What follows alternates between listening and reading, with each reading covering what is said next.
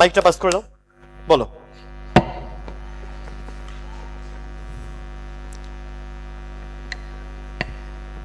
Bounce করবো না, bounce না, এবার তো মুখে বলছো, এটা বাউন্স বলে এটাকে। এবার কোনো নেগেটিভ নেই, যেটা মনে হয় বলো কিছু একটা, কিন্তু তাড়াতাড়ি বলতে হবে একটু, এটা বোনাসের মতো। সত্যজিৎ রায়। সত্যজিৎ রায়, আচ্ছা। তোমরা যে মাইক আছে তোমাদের পাশে, দেখো মাইক আছে।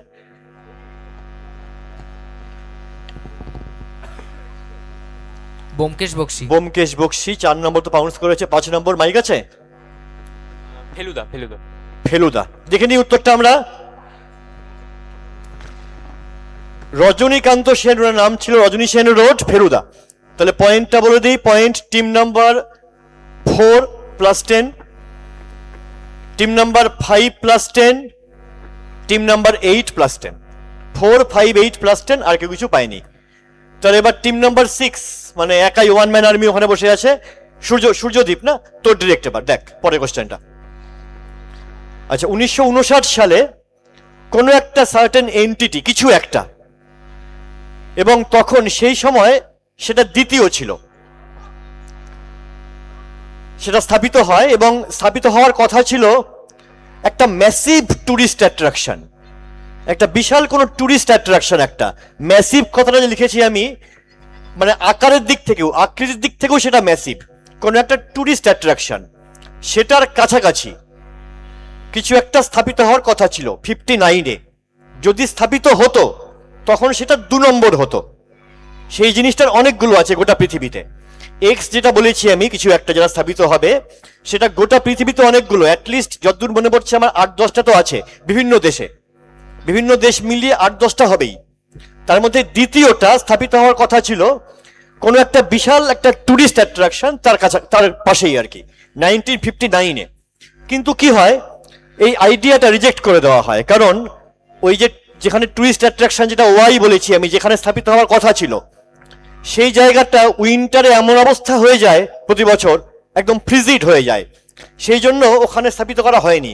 কারণ ওই এক্স যেটা করা হবে, সেখানে গোটা বছর ভর লোক আসে, গোটা বছর ভর সেখানে লোক আসে। কিন্তু ওয়াই যেখানে স্থাপিত করার কথা ছিল, সেই জায়গাটাতে শীতকালে যাওয়ার মতো অবস্থা থাকে না আর কি, এই জন্য ওখানে স্থাপন করা হয়নি। শেষ পর্যন্ত অন্য কোথাও স্থাপন করা হলো। আর যখন সেটা স্থাপন করা হলো, তখন ল্যান্ড ডিলটা খুব ভালো মতো দেখা হলো, প্রায় 27,000 একর জমি। তাহলে বুঝতেই পারছো কত বড় কিছু একটা, 27,000 একর জমি প্রয়োজন হলো। আর তাছাড়াও হিউজ কোয়ান্টিটি অফ এক্সপ্লোসিভস, প্রচুর এক্সপ্লোসিভ আর কি। এক্সপ্লোসিভটা আমি বাংলায় ভেঙে বলবো না, প্রচুর এক্সপ্লোসিভ দরকার হলো, প্রতি বছর দরকার হয় ওখানটা, এটাও মাথায় রাখা হলো। তাহলে আমার প্রশ্ন হচ্ছে, কোন জিনিসটা স্থাপিত হওয়ার কথা ছিল 59-এ, যেটা দ্বিতীয় হবে? আগেও ছিল, এখন বলেছি প্রায় 8-10টা মতো আছে, বেশিও থাকতে পারে। আর আরেকটা পার্ট ওয়াই, যেটা যে কোথায় স্থাপিত হওয়ার কথা ছিল, যেখানে শীতকালে যাওয়ার মতো অবস্থায় থাকে না, এই জন্য হয়তো সেখানে স্থাপন করা হয়নি। আমি একটা অ্যাডিশনাল ক্লু দিচ্ছি, দুটোই আমেরিকার কথা বলছি। তার মধ্যে এক্সটা বর্তমানে আমেরিকা বাদে অনেক দেশে আছে আরো। আর ওয়াই যেটা মানে কার কাছে হবে, সেটা ঠিক আমেরিকা না বলে একটু একটা বর্ডারে বলাই ভালো, আমেরিকা না বলে দুটো দেশের বর্ডারে বলাই ভালো। তাহলে এক্স যেটা একটা, যেখানে গোটা বছর লোক যায়, প্রচুর ভিড় থাকে লোকের, 27,000 একর বা অত পরিমাণ জায়গা লাগে সেটার জন্য, এক্সপ্লোসিভ লাগে প্রতি বছর, ওখানটা প্রচুর এক্সপ্লোসিভ হয়, দরকার হয়। আর কোথায় স্থাপন করার কথা ছিল, যেটা বলেছি শীতকালে যাওয়ার মতো অবস্থায় থাকে না, জমে যায় পুরোটা, শীতকালে পুরোটা জমে থাকে, এবং দুটো দেশের বর্ডারে সেটা, এটা বলেছি আমেরিকা, অবশ্যই আমেরিকা এবং কিছু একটা বর্ডার মিলে। তোমাকে যদি একটা পার্ট জেনে থাকো, একটা পার্ট যদি হয়, তাও কিন্তু বাউন্স করতে পারবে। আমি দুটো উত্তর চাইছি তো, এক্স একটা চাইছি, ওয়াই একটা চাইছি, যদি একটা পার্ট জেনে থাকো তাও কিন্তু বাউন্স করতে পারবে। হ্যাঁ হ্যাঁ, এক্স যেটার জন্য এত জায়গা দরকার হয়, 27,000 একর, যেটার জন্য হিউজ কোয়ান্টিটি অফ এক্সপ্লোসিভ দরকার হয়, সব এক্স, ওগুলো সব এক্স। তাহলে টিম 6 এর ডিরেক্ট। তোমরা যদি অর্ধেক জানা থাকে পাউন্স করতে পারবে, কিন্তু অর্ধেক জানা থাকলে একটা পাউন্স করছিস তোরা। আচ্ছা লিখে ফেল, কেউ না দেখে ঢেকে লিখবি সবাই। যারা যারা পাউন্সে লিখবি সবাই ঢেকে লিখবি, কিন্তু টিমগুলো খুব কাছাকাছি বসে আছিস তো, সবাই কিন্তু ঢেকে। আর কেউ পাউন্স করবে? টাইম দিচ্ছি আমি একটু।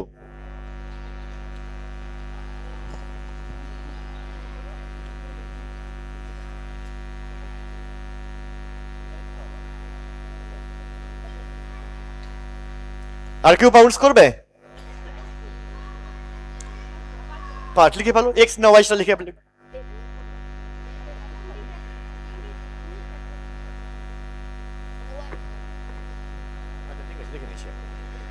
আর টাইম দিচ্ছি না, এবার ক্লোজ করবো। 5 4 3 2 1 ক্লোজ। টিম 6। হ্যাঁ আর কিছু বলবো না, বলো। স্যার এক্স বলছি, এক্স তো আপনি কোনটা চাইলেন? জিনিসটা না, ওয়াই তো জায়গাটার নাম না স্যার। এক্স বলছি ডিজনিল্যান্ড, ওয়াই বলছি আলাস্কা। ও বলছে এক্স ডিজনিল্যান্ড, ওয়াই বলছে আলাস্কা। তোর তো হয়ে গেছে পাউন্ডস। ঠিক আছে না? বল। এক্সটা বলছি ওই নিউক্লিয়ার বোমের যেটা ইয়ে হয় ফ্যাক্টরি, পরমাণু বোমা কেন্দ্র আর কি। আচ্ছা। আর ওয়াইটাই আলাস্কাই বলতাম। আলাস্কা। তোদের কিছু উত্তর? No idea. মাইনাস নেই, গেস করতে পারিস কিছু, মুখে বললে কোনো মাইনাস নেই। বল। কিছু না। টিম 1। আমি এক্স ইয়েই বলছি, ডিজনিল্যান্ডই বলছি। আর আমি ওয়াই বলছি হচ্ছে নায়াগ্রা ফলস। উত্তর দেখে নি। দুটো উত্তরই বেরিয়ে গেছে আমাদের, ডিজনিল্যান্ড আর নায়াগ্রা। তাহলে পয়েন্ট টিম 1 পেলো +5 নায়াগ্রার জন্য। টিম 4 আনফরচুনেটলি -5 পেয়েছে ভুল উত্তর দেওয়ার জন্য পাউন্ডসে। ডিজনিল্যান্ড বলেছিলি তুই না? টিম 6 +5 আর টিম 7 +5। আর বাকি কেউ কিছু পায়নি। এবার টিম 2 ডিরেক্ট, ওই যে ওরা উত্তর দিল মুখে, লাস্ট সঠিক উত্তর দিল। এবার তোদের ডিরেক্ট, ঠিক আছে? এবার তোদের ডিরেক্ট পরেরটা। একটা ছবি আছে, একটু পরের স্লাইডে যাও, একটু ছবিটা দেখে নাও। ছবিটা ভালো করে দেখো। এবার আগে স্লাইডে যাই কোশ্চেনে। এটাকে যে আমরা দেখলাম, এই ঘাড়ে এরকম জায়গায় কিছু দাগ ছিল লাল লাল, না? অনেকগুলো ছবি দেখলাম। তো এটা এক ধরনের স্কিন কন্ডিশন। কিছু প্রফেশনাল যারা কিছু পেশার সঙ্গে যুক্ত তাদের এটা হয়। তো সাধারণত রেড থিকেন্ড এরভাবে শুরু হয়, কখনো কখনো ডার্কেন্ড প্যাচ অফ স্কিন হয়ে যায় নেকের এক সাইডে, নেকের একটা সাইডে, ঠিক জ লাইনের নিচে। এটা কেন হয়? Repeated friction and pressure, sweat and heat which can irritate the skin. Repeat অনেকক্ষণ ধরে হয়তো প্রেশার, ফ্রিকশন এসবের জন্য, সোয়েট, হিট এইসবের জন্য তাদের ঠিক ঘাড়ের যে কোনো আর কি, বাঁ দিক বা ডান দিক যে কোনো ঠিক এরকম জায়গাতে এরকম লাল লাল দাগগুলো হয়, ইরিটেশন হয়। অনেক সময় সেগুলো প্যাচগুলো ডার্ক হয়ে যায় লাল থেকে। তো আমি বলছি যে কোন ধরনের প্রফেশনালরা, কি পেশার সঙ্গে যুক্ত লোকেরা জেনারেলি তাদের এই স্কিন কন্ডিশনটা হয়। ছবিটা কি আরেকবার দেখবো আমরা? একবার ছবিটা দেখে নিই। হ্যাঁ বুঝিয়ে দিলেই হবে, বুঝিয়ে দিলেই হবে। ছবি থেকে আসতে পারে, অবশ্যই আসতে পারে। এই যে জায়গাটা দেখতে পাচ্ছি আমরা কানের ঠিক নিচে এরকম জায়গাতে এরকম লাল লাল, কখনো ডার্ক হয়ে যায়, প্যাচগুলো ইরিটেশন হয় কেন? আবার আগের স্লাইডে যাই, আগের স্লাইডটায় যাই। ওই যে কেন হয় বলেছি দেখো, ফ্রিকশন, প্রেশার, সোয়েট, হিট এসবের থেকে। তো কোন ধরনের পেশার সঙ্গে যুক্ত লোকেদের এইরকম স্কিন কন্ডিশনটা হয়? আচ্ছা অলরেডি একটা টিম পাউন্ডসের হাত তুলে দিয়েছে, দুটো টিম তুলে দিয়েছে, আমি পাউন্ডসগুলো দেখে নিই।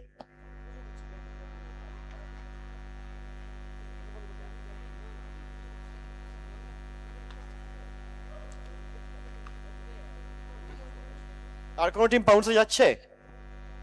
এদিকে আর কোনো টিম পাউন্ডসে? খুব সহজ উত্তর কিন্তু, এক ধরনের পেশাদার লোক। আচ্ছা আমি আর ভেঙে বলবো না, দুটো পাউন্ডস অলরেডি হয়ে গেছে। একটা প্রফেশনাল, কিছু প্রফেশনাল সঙ্গে যুক্ত। আর ওয়ার্ডে কোনো ব্যাপার নেই, তুই বল। ক্লোজ করবো কিন্তু এবার, বল। 5 4 যাচ্ছিস না তোরা? কি যাচ্ছে না? তাহলে ক্লোজ করলাম। টিম 2 ডিরেক্ট মাইকে। অ্যাথলিট। অ্যাথলিট না, এটা হয়নি। টিম 3 মাইকে। মিলিটারি। মিলিটারি, ওরা বলেছে military. Team 6, perfume testing professionals. যারা পারফিউম টেস্ট করে। তোরা বলবি বল। এক্সপ্লোসিভ ক্রিয়েট করার প্রফেশন যেটা। যারা এক্সপ্লোসিভ ক্রিয়েট করে। Rock climbing. রক ক্লাইম্ব যারা করে, ওরা বলছে যারা রক ক্লাইম্ব করে। ক্রিকেট এরকম হয় তো, তো হয়ে গেছে না, সবার হয়ে গেছে। দর্শকদের মধ্যে কেউ, ক্যামেরাম্যান নয়, আর কেউ বলবেন? বল, দেখে নিই উত্তরটা। যারা ভায়োলিন বাজাবে রাখে না, এই টিমটা খুব সুন্দর উত্তর দিয়েছে। টিম 4+10, টিম 4+10, টিম 5+10, আর কেউ কিছু পায়নি। এবার টিম 3 ডিরেক্ট, পরের কোশ্চেনটা তোদের ডিরেক্ট এবার হবে। হ্যাঁ, দেখে নেই একটা, আবার ছবি আছে একটা, পরের স্লাইডে যাও। এই যে পাহাড়ের একটা বাড়ি দেখতে পাচ্ছি আমরা, ওই সাদা রঙের যে বাড়িটা একদম পাহাড়ের উপরে না। আচ্ছা, দেখে নাও বাড়িটা। আবার আগের স্লাইডে যাই, আগের স্লাইডে। হ্যাঁ, perched on top of a cliff, the house overlooks the tranquil and beautiful Mussoorie Valley. Mussoorie আমার নাম সবাই জানি, উত্তরাখণ্ডে। তো সেই মুসৌরিতে পাহাড়ের উপরে এই বাড়িটা, মুসৌরিতে পাহাড়ের উপরে এই বাড়িটা আছে। 1832-তে এই বাড়িটা বানানো হয়। এক সময় একজন ইংরেজ, অ্যান ইংলিশম্যান, তিনি থাকতেন এই বাড়িটায়, এবং এই বাড়িটায় তিনি 11 বছর ছিলেন, 11 ইয়ার্স। এই বাড়িটা তার হোম, অবজারভেটরি, ল্যাবরেটরি সবকিছু হিসাবেই কাজ করতো। তাহলে এইসব কথা থেকে লোকটা কোন প্রফেশনের সঙ্গে যুক্ত থাকতে পারেন একটু ভাবো। অবজারভেটরি, ল্যাবরেটরি, এই বাড়িটা যদি থাকতেনও, তার অবজারভেটরি, ল্যাবরেটরি সবকিছু হিসাবে এই বাড়িটা কাজ করতো। তো সেই ইংলিশম্যান, সেই ইংরেজকে আইডেন্টিফাই করতে বলছি, যার নাম একদম লাস্টে পড়ে দেখো, who had lent his name to a certain first in the world. পৃথিবীতে কোনো দিক থেকে কিছু একটা একদম ফার্স্ট, সেই ফার্স্ট ব্যাপারটা আর কি, বিষয়টা এর নাম থেকে, এই ভদ্রলোকের নাম থেকে। পৃথিবীতে কোনো দিক থেকে কিছু একটা একদম ফার্স্টে আমরা নাম বলি যার, কিছু একটার, সেই বিষয়টার নাম এই যার মানে যাকে আমি উত্তর হিসেবে চাইছি তার নাম থেকে এসছে। ওগুলো বলবো না কিছু আমি। তুই যদি জানিস যে মুসৌরি থাকতেন উনি, তাহলে ইম্পর্টেন্ট। তুই যদি জানিস যে মুসৌরিতে লোকটা থাকতেন এক সময় এত বছর, তাহলে ইম্পর্টেন্ট। তিনি মানে পৃথিবীতে কিছু একটা জিনিস মনে করো, সেটা অনেকগুলো আছে, ফার্স্ট, সেকেন্ড, থার্ড, ফোর্থ এরকম আছে। তার মধ্যে ফার্স্ট যেটা, সেটার নামটা এই লোকটার নাম থেকে। তাই সে লোকটার নাম কি, যিনি এই বাড়িটায় থাকতেন? আচ্ছা, একটা টিম অলরেডি পাউন্স করে দিয়েছে।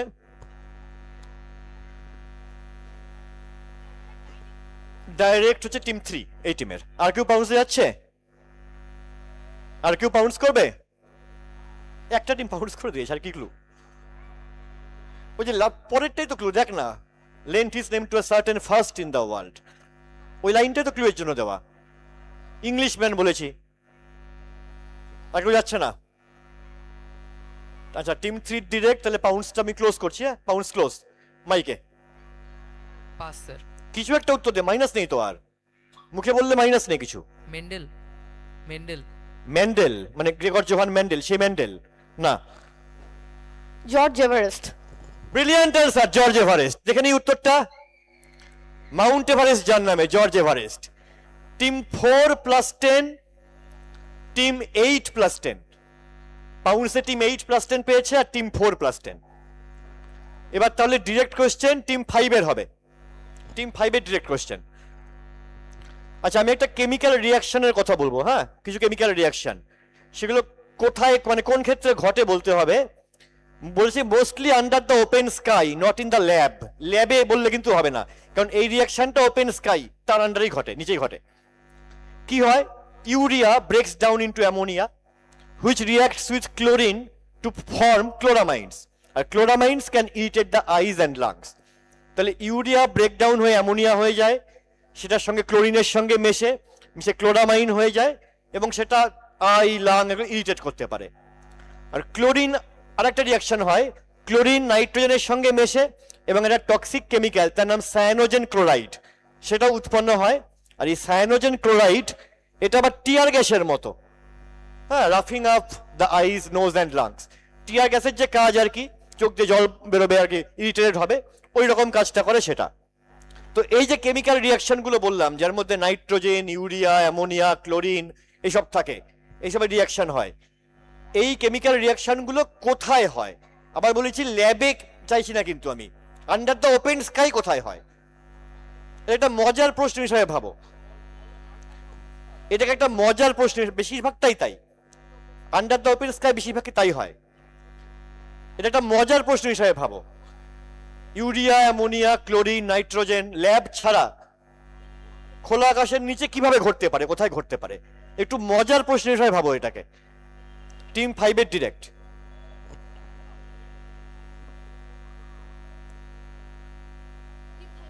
টিম 5 এর ডিরেক্ট সব বলে দিয়েছে। দেখ কোথায় এগুলো পাওয়া যেতে পারে ভাব না। ইউরিয়া, অ্যামোনিয়া, ক্লোরিন এইসব মিলে রিয়াকশন হচ্ছে, ল্যাবের ভিতরে নয়, বদ্ধ ঘরে নয়, আন্ডার দ্য ওপেন স্কাই। মজা হিসাবে ভাব, মজার কোশ্চেন, একটু মজার প্রশ্ন। টিম 5 এর ডিরেক্ট কারা যাচ্ছে? তোরা যাচ্ছিস? আচ্ছা, ওরা পাউন্স করেছে, তোরা করেছিস? ওরাও করেছে। হ্যাঁ, ওইগুলো বোল্ট করা আছে, ইউরিয়া, অ্যামোনিয়া, ক্লোরিন এগুলো। এবার আচ্ছা, 3টা টিম পাউন্স করেছে, আমি একবারে ক্লোজ করে নিয়ে তারপর দেখবো। আর কেউ করবে? 5, 4, তোরা করছিস কেউ? 3, 2 এর গে 1। ডিরেক্ট হচ্ছে টিম 5 এর পাউন্স ক্লোজড। দেখি কি লিখেছিস।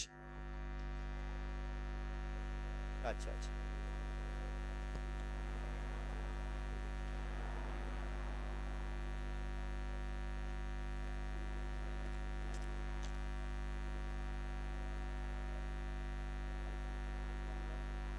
একটু ইমপ্রুভ করতে চান?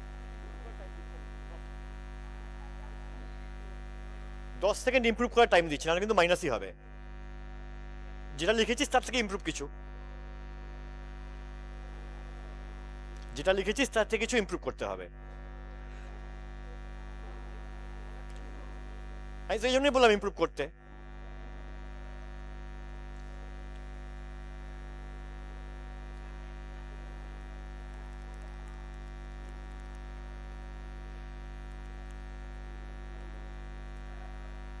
আচ্ছা, যে টিমটা 3টা টিম পাউন্স করেছিল, আনফরচুনেটলি 3টা টিমই মাইনাস পেয়ে গেছে। আমি একটু মজা হিসেবে ভাবতে বলেছিলাম, টিম 4, টিম 7 আর টিম 1, 3টে টিমই -5। 1, 4, 7 -5। টিম 5 এর ডিরেক্ট মাইকে, মাইক আছে? না না হ্যাঁ, আমরা বলছি এটা হচ্ছে মানে ও বাথরুম করে যে ওটা মানে মানে বাথরুম করে যে বাথরুম তো সবাই করে। আর কিছু বলবি? আচ্ছা, কিছু আসছে মাথায়। কিছু আসছে না। ওরাও এটা লিখেই মাইনাস খেয়েছে। আমরা ওটাই বলতাম যে যেই দেওয়ালে বাথরুম করে দেওয়াল থেকে যেই রাস্তায় স্মেলটা বেরোয় ওটা। কিছু আসছে না। টিম 2 মাইক আছে তো বল। স্মগ, স্মগ, স্মগ না, স্মগ না। টিম 3 ধোঁয়াশা। ওটাই তো বললো ওরা। বল, ট্রাই কর। তো সেটা আগে বললি না কেন? দেখে নি উত্তরটা। সুইমিং পুলে ক্লোরিনটা আসবে কোথা থেকে? না হলে ক্লোরিনটা দরকার না। আমি সেই ইউরিয়া, অ্যামোনিয়া পাচ্ছি, কিন্তু ক্লোরিন লাগবে তো। তাহলে অনেকেই করে এটা সুইমিং পুলে টয়লেট করে দেয়, তখন সে ব্যাপারটা হয়। তাহলে মাইনাস তো বলেছি না, কারা কারা খেলো? মাইনাস কারা বলেছি তো। আচ্ছা, প্লাস কারো হয়নি? আগে বলতে হতো এটা। না না না, ওরা মাইনাস খেয়েছে এটার জন্য, এটার জন্যই মাইনাস খেয়েছে। আচ্ছা, পরেরটা যাই, টিম 6 এর ডিরেক্ট। পরে কোশ্চেনে যাই। আচ্ছা, টেড ন্যাশ নামে একজন লস অ্যাঞ্জেলেসে একজন স্যাক্সোফোনিস্ট আর কি। তো উনি 2017 সালে গ্র্যামি পেয়েছিলেন বেস্ট ইনস্ট্রুমেন্টাল কম্পোজিশন, যে গ্র্যামি অ্যাওয়ার্ডটা দেওয়া হয় তার জন্য। তো তার যে কম্পোজিশনটা ছিল স্যাক্সোফোনে, সেটার নাম ছিল স্পোকেন অ্যাট মিডনাইট, যেটা তার 8টা পিস ছিল মোট, তার মধ্যে একটা। ওই 8টা পিসের মোট টাইটেলটা কি ছিল? Presidential sweet 8 variations on freedom. এইটা হচ্ছে মোট তার পিসটা, 8টা পিস স্যাক্সোফোনে বাজানো। তার মধ্যে একটা ছিল স্পোকেন অ্যাট মিডনাইট। আচ্ছা, তো এই স্পোকেন অ্যাট মিডনাইট এটা কিছুর উপর বেস করে, যেটা something that will surely make the Indians feel proud of. এই স্পোকেন অ্যাট মিডনাইট, এই যে পিসটা যেটা উনি বাজিয়েছিলেন, যার জন্য গ্র্যামি পেয়েছিলেন, এটা এমন কিছুর উপর বেস করে যেটা আমাদের ইন্ডিয়ানদেরকে প্রাউড ফিল করাবে। তো কি সেই জিনিসটা? স্পোকেন অ্যাট মিডনাইট অ্যাকচুয়ালি কি? হ্যাঁ, স্পোকেন অ্যাট মিডনাইটটা কি যেটা বাজিয়ে উনি গ্র্যামি অ্যাওয়ার্ডটা পেয়েছিলেন? ইন্ডিয়ানরা প্রাউড ফিল করে সেটাতে আর কি, ইন্ডিয়ানরা প্রাউড ফিল করে। হ্যাঁ, স্পোকেন অ্যাট মিডনাইট ব্যাপারটা এমন একটা কিছু, হ্যাঁ বুঝিয়ে দিলেও হবে, বুঝিয়ে দিলেও হবে। স্পোকেন অ্যাট মিডনাইটটা এমন কিছু একটা যেটার জন্য ইন্ডিয়ানরা প্রাউড ফিল করে। অনেকগুলো হাত উঠে গেছে, আমি বাউন্স আবার ক্লোজ করব। টিম 6 এর ডিরেক্ট 5 4 3 2 তোরা করবি 1 ক্লোজড। আর হবে না 1 2 3 4টে team.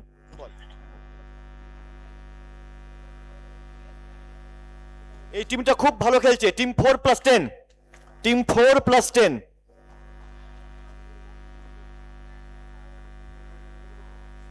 Team 7 also +10, team 8 also +10, team 1+10। এবার টিম 6 এর ডিরেক্ট মাইকে। National anthem, based on national anthem. National anthem না, কিছু আসবে না। টিম 2 কিছু বল। বন্দে মাতারাম। টিম 3 ফ্লুট বা বাঁশি, ফ্লুট বা বাঁশি, কি? বাঁশি বাঁশি? বুঝলাম না, একবার বল। মানে বাঁশি বাজায় যে। ও বাঁশি, না না, আমি তো জানতে চাইছিলাম অন্য ব্যাপারটা। সবার হয়ে গেছে, তোরা বাকি আছিস বল। ভাষণটা যখন সবাই মানে শব্দে মানে জওয়াহরলাল নেহরুর মাঝরাতের ভাষণটা, যেটা মানে স্বাধীনতার টাইমের ওই ওরা বলছে জওহরলাল নেহরুর স্বাধীনতার সেই মাঝরাতের ভাষণটা। দেখে নি উত্তরটা ওটাই কিনা।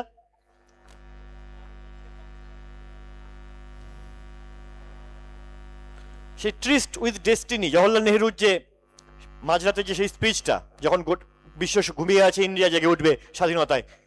বললাম কি কারা কারা +10 পেয়েছে? 1 পেয়েছে, 4 5 7 8, 1 4 5 7 8। তাহলে এবার আবার টিম 6 এর ডিরেক্ট, টিম 6 এর ডিরেক্ট আরেকবার হবে। পরের প্রশ্ন দেখি আমরা। একটা ছবি আছে, দেখো তো পরের স্লাইডে। এই যে ছবিটা, এটা মানে জানা না থাকলে অবশ্য ছবি থেকে খুব একটা কিছু আসবে না, যদি জানা না থাকে তো। যে ছবিটা আমরা দেখলাম, একজন ভদ্রমহিলা একটা বাচ্চাকে কোলে নিয়ে আসে। এবার ব্যাক করো, কোশ্চেনে যাই। এই ছবিটার নাম দেয়ার কামস পাপা। হ্যাঁ, দেয়ার কামস পাপা এই ছবিটার নাম। 1893-তে আঁকানো। যিনি এঁকেছেন তাকে আমি এক্স বলছি। এই ছবিটা দেখানো হচ্ছে তার মেয়ে এবং নাতি। ওই যে ছবি দেখলাম এক ভদ্রমহিলা, ওই ভদ্রমহিলা সেই পেইন্টারের মেয়ে, এবং সেই মেয়েটির বাচ্চাটি অর্থাৎ পেইন্টারের নাতি। এরা দাঁড়িয়ে আছে এবং দেখছে আর কি, মানে তাদের বাচ্চাটির বাবা বাড়িতে আসছে, ওই জন্য দেয়ার কামস পাপা এই ছবিটা বিষয়বস্তু। তো এই ছবিটা 1893-তে শিকাগোতে যে ওয়ার্ল্ডস ফেয়ার, যার উপলক্ষেই যে ধর্ম সম্মেলনটা হয়, যেখানে স্বামী বিবেকানন্দ যান, তো সেখানে এই ছবিটা দেখানো হয়েছিল, প্রদর্শন করা হয়েছিল। তো আমার প্রশ্ন হচ্ছে, এই ছবিটার পেইন্টারটা কে? একজন ইন্ডিয়ান পেইন্টার। টাইম লাইনটা দেখো, 1893-তে উনি অ্যাক্টিভ। 1893 ওই সময় উনি ছবি আঁকেন, বেশ অ্যাক্টিভ। একজন ইন্ডিয়ান পেইন্টার, খুব বেশি নাম কিন্তু থাকে না ওই সময়, অল্প কিছু নামই থাকে। তাহলে পেইন্টারের নাম একটা পার্ট। আর একটা পার্ট, এবার সেকেন্ড পার্ট একটু ভালো করে পড়ে দেখো। Something that was not in the original picture was added letter to attract more viewers from the United states. ছবিটার একবার একটু দেখি পরের স্লাইডটা। এই যে অরিজিনাল ছবিটায় ছিল না এমন কিছু একটা, একটু নিচের দিকে, আমি ক্রপ করেছি এটা অরিজিনালটা থেকে আর কি। এই ছবিটার নিচের দিকে এদের তো, এই ভদ্রমহিলা তো এই পা দেখতে পাচ্ছি না, পায়ের দিকটা। তো যদি দেখতে পেতাম তাহলে কিছু একটা দেখতে পেতাম। এবার ব্যাক করো আবার। তো সেই নিচের দিকটায় আর কি ছবিতে কিছু একটা পরে অ্যাড করা হয়েছিল, অরিজিনাল পিকচারে ছিল না। কেন অ্যাড করা হয়েছিল? কারণ ছবিটা দেখানো হচ্ছে শিকাগোতে, ইউনাইটেড স্টেটস। তো সেখানকার যাতে বেশি দর্শকদের অ্যাট্রাক্ট করা যায়, কারণ ওয়েস্টার্ন পোর্ট্রেয়ালস অফ ডোমেস্টিক লাইফ, পশ্চিমী দুনিয়ায় যখন আমরা ডোমেস্টিক লাইফ দেখাই, ঘরোয়া জীবন, লোকজনের দৈনন্দিন ঘরোয়া জীবন যখন দেখাই, তাতে কিছু একটা থাকে, জেনারেলি দেখা যায়। পশ্চিমী দুনিয়ায় যখন আমরা লোকজনের দৈনন্দিন ঘরোয়া জীবনের কোনো ছবি দেখি, জেনারেলি কিছু একটা থাকে। তো সেই কিছু একটা অরিজিনাল ছবিতে ছিল না। না ওর ওর কিছু বলবো না আমি। তো সেই অরিজিনাল ছবিতে কিছু একটা ছিল না, কিন্তু ওই ওয়েস্টার্ন দুনিয়ার আর কি পশ্চিমী দুনিয়ার দর্শকদেরকে অ্যাট্রাক্ট করার জন্য পরবর্তীতে কিছু একটা অ্যাড করা হয় সেই ছবিতে। তাহলে সেটা কি অ্যাড করা হয়? আমি বলেছি নিচের দিকে থাকবে, নিচের দিকে। এটা কিন্তু বলে দিয়েছি অলরেডি, নিচের দিকে থাকবে। কি অ্যাড করা হয় ছবিতে? হ্যাঁ, ছবিটা একবার দেখাবো। আর পেইন্টারের নামটা।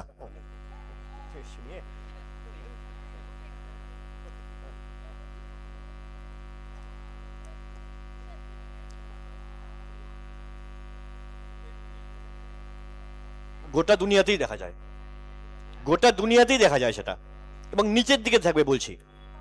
পশ্চিমী দুনিয়ায় ভাবতো যে একটা ফ্যামিলি, হয়তো ফ্যামিলিতে সেই জিনিসটা না থাকলে ফ্যামিলিটা ইনকমপ্লিট, থাকতে হবে এরকম একটা ফ্যামিলিতে, সেটাও একটা ফ্যামিলির পার্ট। অনেক কথা বলে দিলাম, সেটাও একটা ফ্যামিলির পার্ট তারা হয়তো ভাবতো। আচ্ছা, অলরেডি অর্ধেক জানলেও বাউন্স করা যাবে, অর্ধেক করা যাবে, কিন্তু কোশ্চেনে আসো, একটু কোশ্চেনে আসো, ব্যাক করো। পেইন্টারের নাম আর কি অ্যাড করা হয়েছিল, পার্ট জানলেও বাউন্স করা যাবে। ফুল দেখে নি। আচ্ছা আচ্ছা, বুঝতে পেরেছি। এটা অ্যাড করা হয়েছিল। আচ্ছা, দেখে নিয়েছি। ওটা স্পেসিফাই করতে হতো তো, প্রথমটাই ভুল হয়ে গেছে, কিছু করার নেই। প্রথম পার্টটাই ভুলে গেছে। বাবু বসো, একটা ভুল হয়ে গেছে অলরেডি। আচ্ছা, টিম 4-5, টিম 4-5 আর কার পাউন্স আছে? দেখে নিচ্ছি। দাঁড়া, এদিকে দেখো। আচ্ছা আচ্ছা, টিম 1+10, টিম 1+10, টিম 4-5। আর কেউ পাউন্স করবে? আসছি আমি।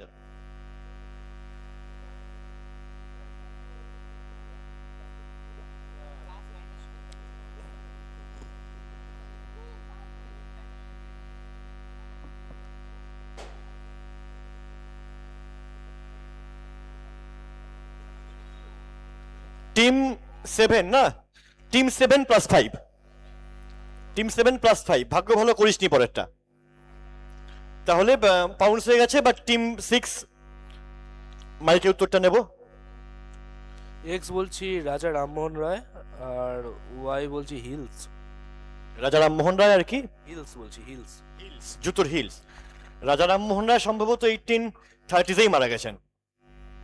আচ্ছা, প্রথমটা বলছি অবনীন্দ্রনাথ ঠাকুর, আর পরেরটা বলছি কুকুর। তোরা কিছু? What was added to a dog? Dog, যেটা বললো। আর পেইন্টার? এটা স্কিপ করছি। তোরা? কুকুরটা হয়ে গেছে, কুকুরটা সঠিক হয়ে গেছে, ওরা 5 পয়েন্ট পেয়ে গেছে। টিম 8 5, টিম 8 কুকুর বলার জন্য 5। শুধু পেইন্টারটার নাম বাকি আছে এখন, বল। মাইক আছে, বল। মাইকে বল না। যামিনী রয়। না, যামিনী রয় নয়। তোরা? পারছি না। আচ্ছা, পেইন্টারটা একমাত্র সবার হয়ে গেছে না? তোরা বাকি আছিস? বাকি আছিস তোরা? পেইন্টারটা বাকি আছে, বল। রবীন্দ্রনাথ ঠাকুর। রবীন্দ্রনাথ ঠাকুর। পেইন্টার একমাত্র একটা টিমই পেরেছে, টিম 1। তাদের কাছ থেকে উত্তরটা শুনে নেই। রাজা রবি বর্মা। পেইন্টার হচ্ছে রাজা রবি বর্মা। উত্তর দেখে নেই। রাজা রবি বর্মা। আর এই যে ছবিতে কুকুর নিচে, ওইটা অ্যাড করা হয়েছিল পরে। পয়েন্টগুলো কি বললাম সবার? টিম 1+10, 2 3 কিছু পায়নি, 4-5, 5 কিছু পায়নি, 6 কিছু পায়নি, 7+5, 8+5, 9 কিছু পায়নি। আচ্ছা, আমরা স্কোরটা জানতে চাইছি। ওরা স্কোরটা একটু, স্কোরটা শুনে নেই আমরা।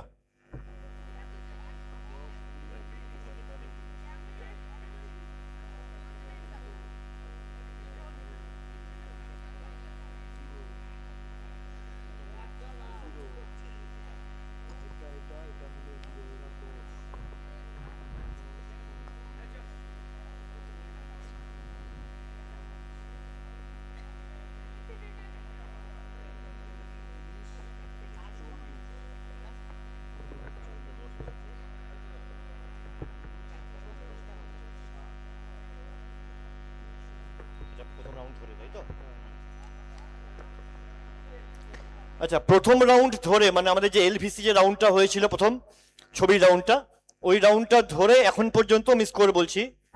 টিম 1 তাদের মোট স্কোর এখন পর্যন্ত 45, টিম 2 এবং টিম 3 এখনো কোনো স্কোর করেনি। অনেকগুলো প্রশ্ন আছে, তোদের একটু উত্তর দিতে হবে। একটু সাহস নিয়ে উত্তর দেওয়ার চেষ্টা করতে হবে। টিম 4 তারা আছে বর্তমানে 10 পয়েন্টে সব মিলে। টিম 5 আছে 30 পয়েন্টে, টিম 6 5 পয়েন্টে, টিম 7 আছে 40 পয়েন্টে, টিম 8 আছে 60 পয়েন্টে, আর টিম 9-এরও এখনো পর্যন্ত খাতা খোলেনি।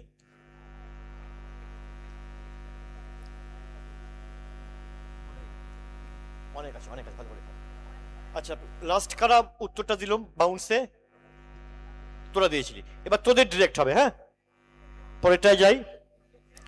টিম লাস্ট 9, টিম 9-এর, হ্যাঁ। আচ্ছা, সিলভো গোমেরো। যারা আনসারটা মুখে বলবে তাদের পরের টিম। ইনফাইনাইট বাউন্স হচ্ছে তো, এই জন্য। সিলভো গোমেরো এটা একটা স্প্যানিশ কমিউনিকেটিভ মেথড। কোথায় ইউজ হয়? লা গোমেরা, যারা ইনহ্যাবিটেন্ট সেখানকার বাসিন্দা, ক্যানারি আইল্যান্ডে। সেখানকার একটা পাহাড়ি জায়গা আর কি, পাহাড়ের ধারে থেকে আর কি, বা খাদের কিনারায় থেকে তারা কমিউনিকেট করে একে অপরের সঙ্গে, মানে অন্যদের সঙ্গে একেভাবে কমিউনিকেট করে। এবং সেই কমিউনিকেশনের যে ওদের যে মেথডটা বা প্রসেসটা 5 কিলোমিটার দূর থেকে শোনা যায়। যদি পাহাড়ে একদম খাদের দাঁড়িয়ে এরকম ধারে দাঁড়িয়ে ব্যাপারটা করে আর কি, কিছু একটা কমিউনিকেট করার জন্য, সেটা নাকি 5 কিলোমিটার দূর থেকে পর্যন্ত শোনা যায়। তো এরকম ভাবেই আর কি এই সিলভো গোমেরো এই যে মেথডটা ওই ক্যানারি আইল্যান্ডে এরকম ভাবেই কমিউনিকেট করে ওরা, একটা অদ্ভুত ভাবে। আমরা কমিউনিকেট করি কিভাবে? কাউকে ডেকে, মুখে কথা বলে, বা অনেক সময় লিখে কমিউনিকেট করি। ওরা একটা অদ্ভুত ভাবে কমিউনিকেট করে। ওই পাহাড়ের ধারে, এরকম টাইম লাইন সব এখনো হয় সব সময়, ওই পাহাড়ের খাদের ধারে দাঁড়িয়ে হয়তো ওরকম ভাবে করে যাতে অনেক দূর অব্দি শোনা যায়। আগেকার দিনে কি হতো, গ্রামে লোকজনকে জানানোর জন্য ঢাক পিটানো হতো না, জোরে জোরে ঢাক বাজানো হতো যাতে অনেক লোক জানতে পারে জঙ্গল টঙ্গলের মধ্যে। তো ওরাও অদ্ভুত কোনো একটা উপায়ে কমিউনিকেট করে। তো কিভাবে কমিউনিকেট করে? ইংলিশেও বলতে পারিস, বাংলাতেও বলতে পারিস। হ্যাঁ, ইংলিশে বললে একটাই ওয়ার্ড হয়, বাংলায় বললেও একটাই। ইংলিশেও বলতে পারিস, বাংলাতেও বলতে পারিস। এটা বোঝানোর কিছু নেই। মনে করো আমি যদি উত্তর হয় ইশারা করে, এটা কি বুঝাবি? এরকম ব্যাপারটা আর কি। কয়েকটা তো হবে না বলে দিলাম, মুখে বলেও নয়, লিখেও নয়, ইশারা করেও নয়। পাহাড়ে খাদের কিনারায় দাঁড়িয়ে অনেক দূর অব্দি শোনা যাচ্ছে এমন কিছু একটা করে, যে গোটা এলাকার লোকজন শুনতে পেয়ে গেল। সবাই তখন চলে এলো কমিউনিকেট করার জন্য। তাহলে কিভাবে কমিউনিকেট করে? ওদের ডিরেক্ট। তোরা কি বাউন্সে যাচ্ছিস? সোজা সোজা, একদম সোজা, একদমই সোজা যাচ্ছিস, লিখেছিস? ডিরেক্ট কোশ্চেন ওদের, ওদের ওদের টিম নাম্বার 9-এর। একটা টিম পাউন্স করেছে অলরেডি, আর কেউ পাউন্স করবে? 9-এর ডিরেক্ট, নাহলে শেষ করছে এই পাউন্স। কেউ করছে না, তাহলে পাউন্স ক্লোজ করলাম। মাইকে উত্তরটা বল। হুইসেল। হুইসেল, একদম সঠিক উত্তর। দেখে নেই উত্তরটা, দেখে নেই। শীষ দিয়ে, শীষ দিয়ে ওরা কমিউনিকেট করে। তাহলে টিম 9 পেল +10, আর পাউন্স করে আনফরচুনেটলি ভুল বলার জন্য টিম 7 পেল -5। টিম 7 -5 আর টিম 9 +10। ওরা যখন না, ইউরলি অন্য জিনিস। ওরা সঠিক উত্তর যখন দেবে, আপনারা একটু যদি হাততালি দেন দর্শকরা, তাহলে ওদের একটু এনকারেজমেন্ট হয় আর কি সঠিক উত্তর দেওয়ার পর। না, কিছু ইনস্ট্রুমেন্ট না, শীষ দিয়ে। এবার টিম 1-এর ডিরেক্ট প্রশ্ন, পরেরটা। আচ্ছা, একটু কঠিন প্রশ্ন মনে হয়, একটু ভালো করে দেখ, একটু কঠিন প্রশ্ন। 1911 সাল পর্যন্ত কলকাতা ছিল ভারতের ক্যাপিটাল, এটা আমরা অনেকেই জানি। তারপর দিল্লিতে স্থানান্তরিত করা হয়, এটা ইতিহাস বইতে আমরা পড়ি জেনারেলি। তো এখন কি হয়েছে, কলকাতা যেহেতু প্রায় 140 বছর ধরে ব্রিটিশ ইন্ডিয়ার ক্যাপিটাল ছিল, এই জন্য অনেক কমিউনিটির লোকেরা বিভিন্ন দেশ থেকে তারা এসে কলকাতায় তাদের ঘর বানিয়েছিল, বিজনেস করতো বিভিন্ন রকম। তো সেরকমই একটা কমিউনিটি যারা অন্য কোনো এক দেশ থেকে এসে কলকাতাকেই তাদের বাড়ি বানিয়ে নিয়েছিল, সেই কমিউনিটি একটা আছে। তো তারাই বলেছে আমি ডায়মন্ড, সিল্ক সব বিজনেস করতো এসব নিয়ে। কিন্তু ইম্পর্টেন্ট জায়গা কোনটা, যে তাদের এক সময় অনেক লোক ছিল ওই কমিউনিটির, ওই কমিউনিটির অনেক লোকজন কলকাতায় এক সময় ছিল। কিন্তু 1948 সালে কিছু একটা ঘটনা ঘটে, যুগান্তকারী কোনো একটা ঘটনা। মানে যুগান্তকারী ঠিক না, একটা মাইলস্টোন ঘটনা, পৃথিবীর ইতিহাসে একটা মাইলস্টোন ঘটনা 1948 সালে ঘটে। তার ফলে কি হয়, ওই কমিউনিটির লোকজন একদম কলকাতায় কমে যায়, কমতে কমতে বর্তমানে বোধহয় 24 এরকমই একদম অল্প সংখ্যক, হয়তো 20-25 বা এরকম সংখ্যক আছে, যেটা এক সময় 5000 ছিল, তার আগে হয়তো আরো বেশি ছিল। তো কমতে কমতে এসে একদম জাস্ট অল্প কিছু দেশে দাঁড়িয়েছে, অল্প কিছু লোকে দাঁড়িয়েছে এসে। তাহলে কোন কমিউনিটির লোকজন? আর 1948-এ কোন ইভেন্ট হলো যার ফলে একটা মাইলস্টোন ইভেন্ট বিশ্বের ইতিহাসে, ওই পার্টটা একটু কঠিন আমি বলছি, বিশ্বের ইতিহাসে একটা মাইলস্টোন ইভেন্ট হওয়ার ফলে, হ্যাঁ দুটো পার্টি চাই, তুই পার্টও করতে পারিস ইচ্ছা করলে। 48 বলতে তো ওটাই আসবে না প্রথমে। 1948 ওটাই আসে, একটা কোনো একটা মাইলস্টোন ইভেন্ট বিশ্বের ইতিহাসে, হ্যাঁ বিশ্বের ইতিহাসে। তার ফলে ওই কমিউনিটির লোকজনের সংখ্যা কলকাতায় এবং হয়তো গোটা ভারতেও আরো যারা ছিলেন কমে যায়, কিছু একটা এমন কিছু একটা ঘটে, হয়তো তারা তাদের ঘর পেয়ে যায়, হতে পারে। কোনো হাত যখন উঠছে না, আমি একটা অ্যাডিশনাল ক্লু দিলাম, তারা তো অন্য দেশের লোক, অন্য জাতির লোক, কলকাতাকেই তারা নিজেদের ঘর বাড়ি বানিয়ে নিয়েছিল, হয়তো 1948 এমন কিছু একটা হলো, তারা তাদের ঘর পেয়ে গেল, তারা তাদের ঘর পেয়ে গেল, হয়তো তাদের ঘর পেয়ে গেল, ঘর পেয়ে সেখানে চলে গেল, কলকাতার জনবসতি কমে গেল, অনেক জনবসতি সেই কমিউনিটির লোকজনের।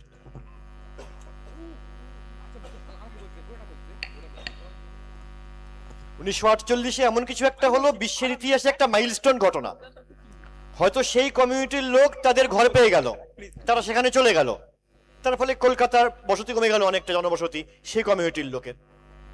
তাই কমিউনিটিটা ইজিলি কিন্তু গেস করা যেতে পারে কোন কমিউনিটির লোকজন।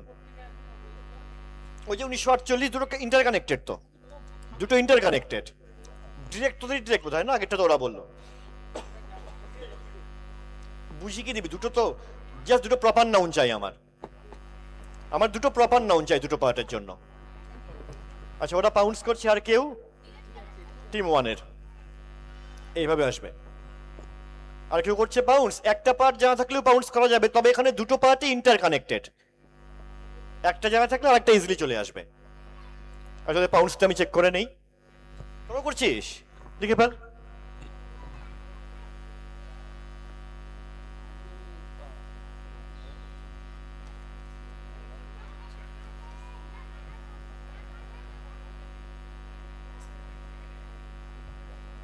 দুটো টিমই আনফর্চুনেটলি -5, টিম 7 আর 8 -5, টিম 1 মাইকে। হ্যাঁ, তো আমি বলছি মানে যেটা কমিউনিটি সেটা হচ্ছে মানে জুইশ কমিউনিটি, যেটা জায়নিস্ট আর কি। আর 1948 হচ্ছে তখন 1948-এ ইসরায়েলের ফর্মেশন হয়েছিল আর কি। ব্রিলিয়ান্ট আনসার, আনসারটা দেখে নিই আমরা, আনসার দেখে নেই। 1948-এ ইসরায়েলের জন্ম হয়, তার ফলে জিউরা অনেকে চলে যায়, তাহলে কমিউনিটি হচ্ছে জিউ, ইহুদি, are the birth of Israel বা ক্রিয়েশন অফ ইসরায়েল। তাহলে টিম 1 ফুল +10, আর টিম 7 আর 8 -5 করে। আচ্ছা, আমার আর 3টে প্রশ্নই আছে, এবার নেক্সট প্রশ্ন টিম 2 এর ডিরেক্ট হবে, ওরা পেয়েছে টিম 2 এর ডিরেক্ট।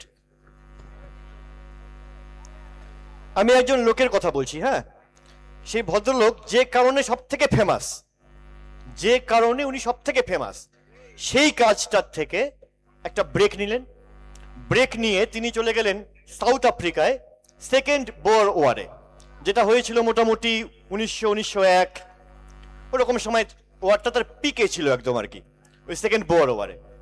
তো 1902-এ ওই ভদ্রলোক নাইটহুড পেলেন, স্যার সেই নাইটহুড পেলেন আর কি ব্রিটিশ সরকারের তরফ থেকে, কারণ ওই যুদ্ধে তার যে সার্ভিস তার জন্য। এখন যুদ্ধ যখন শেষ হয়ে গেল, তিনি তার হোমল্যান্ডে ফিরে এলেন, তারপর পাবলিক ডিম্যান্ডে, মানে huge public demand, tremendous public ডিম্যান্ডে তিনি কিছু একটা রিস্টোর করলেন। রিস্টোর করা মানে কি, আগে ছিল, মাঝখানে হয়তো বন্ধ হয়ে গেছে, আবার নতুন করে শুরু করলেন বা ফিরিয়ে আনলেন, এরকম ব্যাপারটা রিস্টোর করা। তো প্রচুর পাবলিক ডিম্যান্ডে সেই ভদ্রলোক কিছু একটা রিস্টোর করলেন, প্রচুর পাবলিক ডিম্যান্ডে, হিউজ পাবলিক ডিম্যান্ডে ওই ভদ্রলোক কিছু একটা রিস্টোর করলেন। তো কি রিস্টোর করলেন? তিনি যে কাজের জন্য সবটাকে, লোকটাকে বোঝো তাহলেই উত্তর হয়ে যাবে, মানুষটার নাম আমি চাইনি, কিন্তু মানুষটা কে সেটা আগে বোঝো। তিনি যে কাজটার জন্য সবচেয়ে ফেমাস, তাকে আমরা চিনি যে কাজটার জন্য, সেই কাজটার থেকে একটু ব্রেক নিলেন। তিনি ভাবলেন হয়ে গেছে, এটা নিয়ে আমার আর এগোনোর নেই। তিনি ভাবলেন যে এটা নিয়ে আমি আর এগোবো না, হয়ে গেছে, একটা ব্রেক নিলেন, নিয়ে যুদ্ধে গেলেন। ওখানে যুদ্ধে তিনি সার্ভিসের জন্য নাইটহুড পেলেন। ফিরে আসার পর দেখলেন পাবলিকের এত ডিম্যান্ড, তাহলে যেটা ভেবেছিলেন যে এখানেই থাক, এখানেই ইতি, আবার সেটাকে তিনি রেস্টোর করলেন। তাহলে কি রেস্টোর করলেন? একটু সহজ করে ভাবো, কি রেস্টোর করলেন? টিম 1 পাউন্ডস করে দিয়েছে, টিম 2 এর ডিরেক্ট।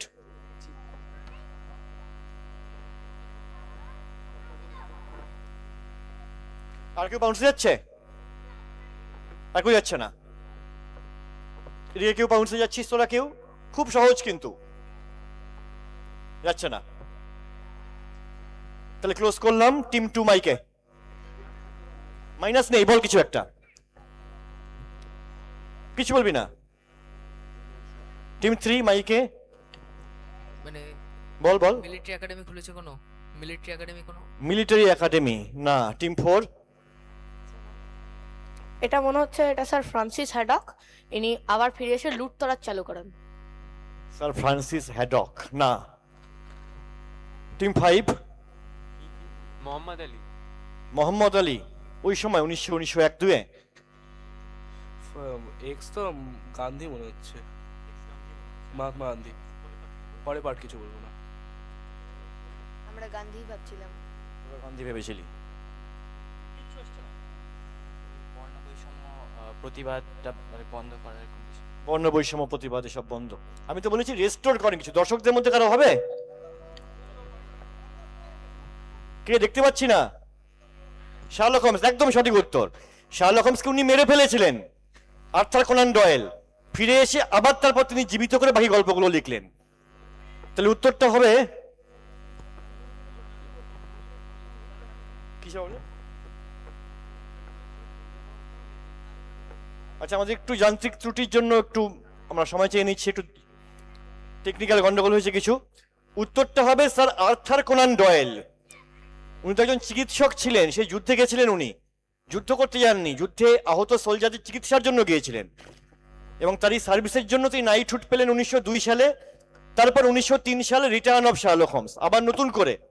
তার আগে তিনি মেরে ফেলেছিলেন, ভেবেছিলেন যে শার্লক হোমসের গল্প তিনি আর লিখবেন না। তো 1903 সালে রিটার্ন অফ শার্লক হোমস আবার তিনি লিখলেন পাবলিক ডিম্যান্ডে। তাহলে টিম 1 + 10 পেয়েছে, হ্যাঁ উত্তরটায় টিম 1 + 10। হ্যাঁ হ্যাঁ ঠিক, ভেরি গুড। টিম 1 + 10, আর কেউ কিছু পায়নি।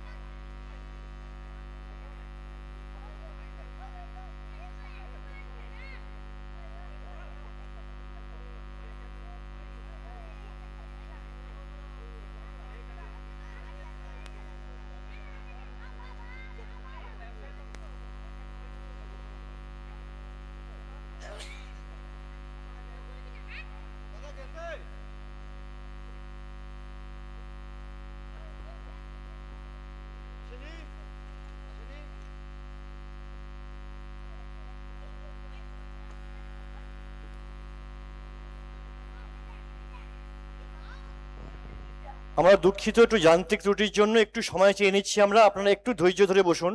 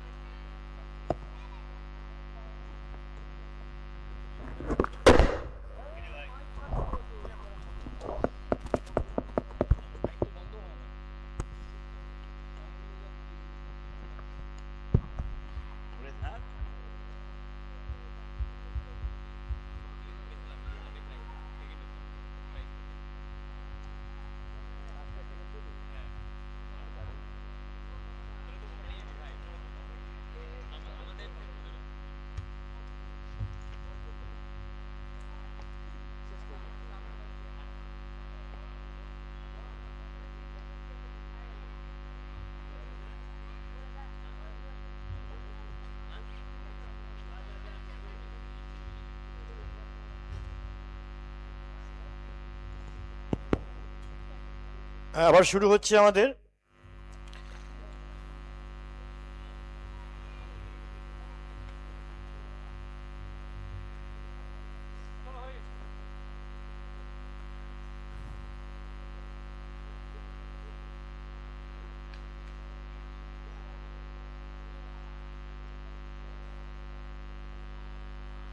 হ্যাঁ, যে উত্তরটা ছিল return of Sherlock Holmes, Sherlock Holmes আবার ফিরে এলো। তাহলে কে দিল উত্তরটা? তোদের না? ডিরেক্ট কাদের ছিল এটা? তোদের ডিরেক্ট ছিল, তোরা পাউন্ডসে দিয়েছিস। হ্যাঁ, তাহলে 3 নম্বর তোদের ডিরেক্ট হবে। এবার আমার আর দুটো প্রশ্নই আছে। 11 নম্বর প্রশ্ন, 3 নম্বর টিমের ডিরেক্ট। আচ্ছা, একটু বড় প্রশ্ন আমি সংক্ষেপে বলে দিচ্ছি।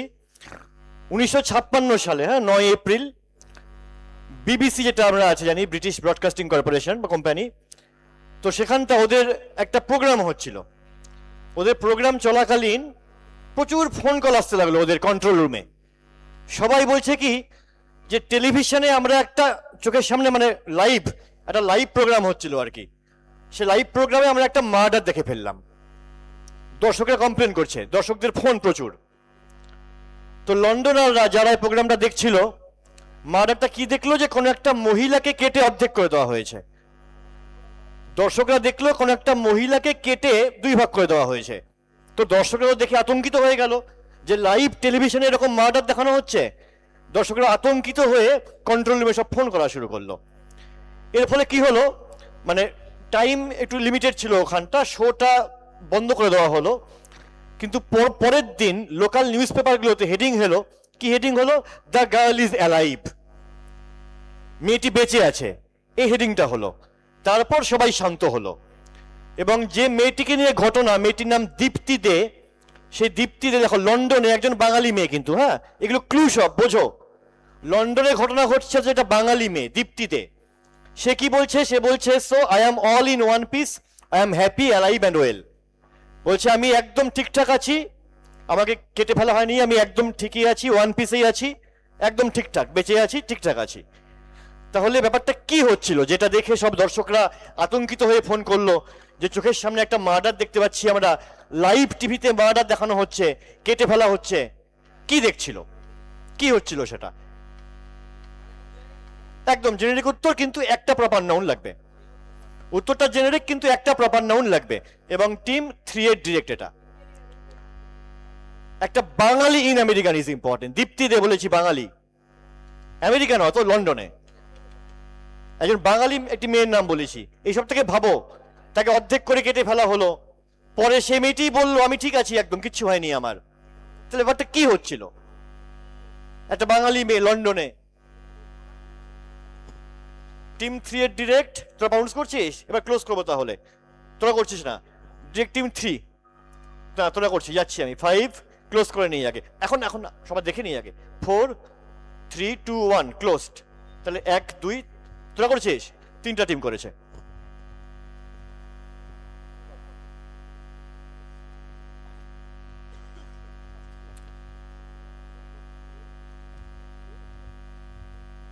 আচ্ছা এবার টিম 3 মাইকে। ম্যাজিক। কার? একটা নাম বলতে হবে তো। ম্যাজিক বলতে কোন নাম জানিস তোরা বল?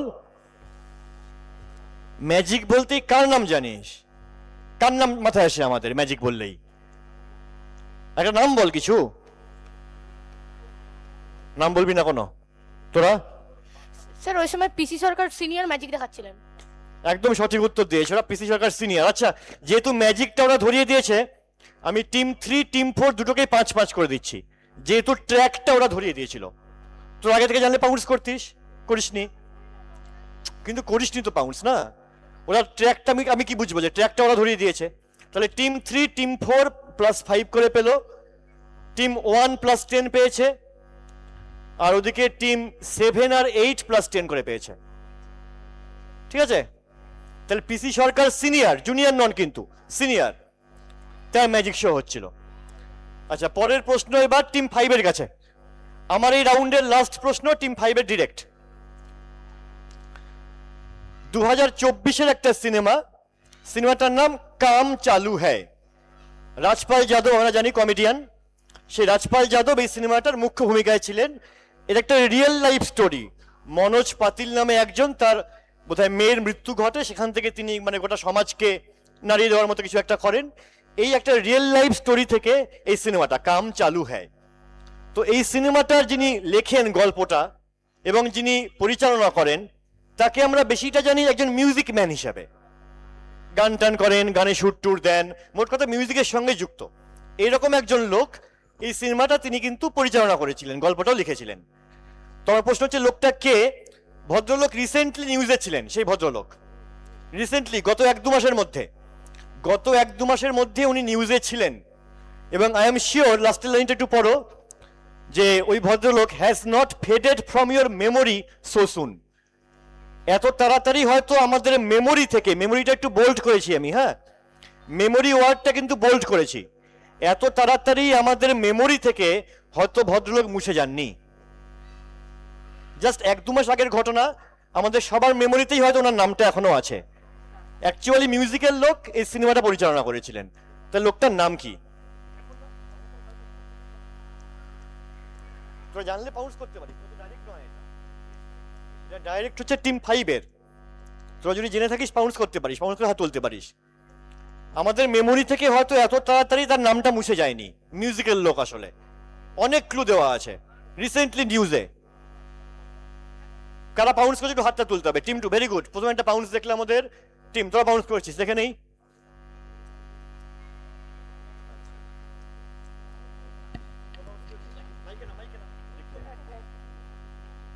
তোরাও এটা লিখেছিল, তোরা দুজনেই -5 পেলি। তথাগত টিম 2 আর টিম 7 -5।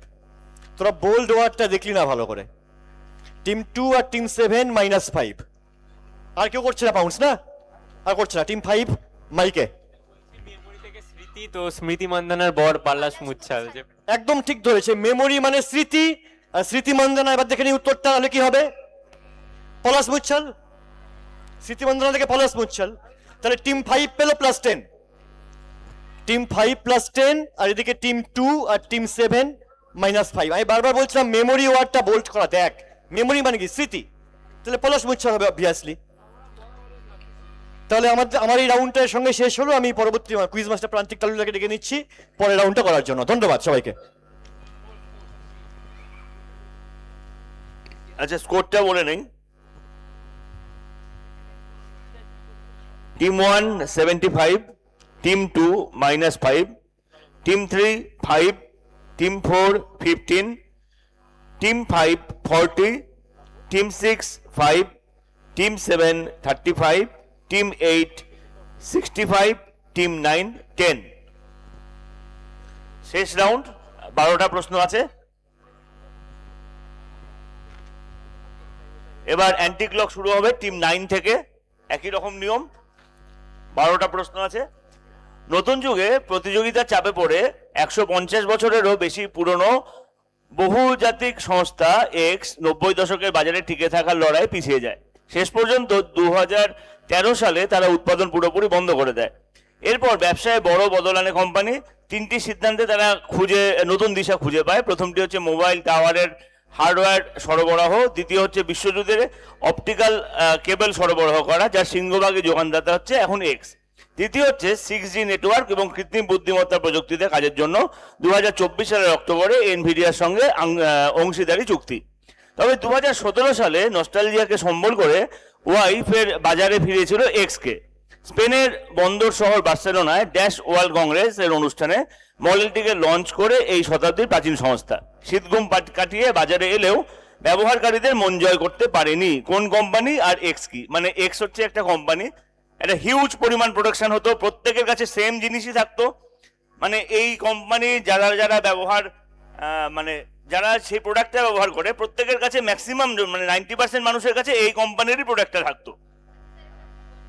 আমি বলে নেই আগে, তারপরে কনফিউশন দূর কর। আমি যে কোম্পানিটার কথা বলছি সেই কোম্পানিটা কোন জায়গার কোম্পানি বললে তোরা একবারেই বলে দিবি কোন জায়গার কোম্পানি। সবাই চিনিস, সবাই নাম জানিস। যেই সময় মানে আমরা ব্যবহার করছি, মানে তোর বাবারা ব্যবহার করছিল তোদের, সেই সময় এই কোম্পানিটা 90% মানুষের কাছে এই কোম্পানিরই প্রোডাক্ট থাকতো। ঠিক আছে, ক্লিয়ার হয়েছে? তারপরে আস্তে আস্তে এদের প্রোডাকশন বন্ধ হয়ে যায়, এবং বন্ধ হয়ে যাওয়ার পরে এরা বিজনেসটাকে চেঞ্জ করে কি করে এরা হচ্ছে মোবাইল টাওয়ারের হার্ডওয়্যার সরবরাহ, তারপরে অপটিক্যাল ফাইবার তৈরি করা, তারপরে হচ্ছে 6G এর জন্য এনভিডিয়ার সঙ্গে এদের কন্ট্যাক্ট করে এবার তারা কি করলো 2017 সালে তাদের যে সব থেকে বেশি যেটা প্রচলন ছিল, যাদের যে প্রোডাক্টটা ওদের যে প্রোডাক্টটা সব থেকে বেশি প্রচলন ছিল সেটাকে আবার রিলঞ্চ করে।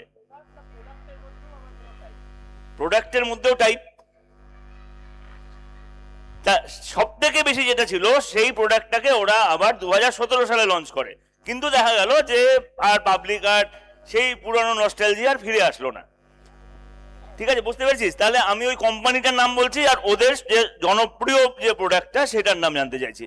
তাহলে পাউন্স করছে টিম 1। হ্যাঁ বল এবার তোর। এমন কোশ্চিন করিস না যাতে অন্যদের সুবিধা হয়। তুই যে কোশ্চিনটা করছিস এই কোশ্চিনটাতে অন্যদের সুবিধা হবে না, বলবো না। +10 টিম 1 +10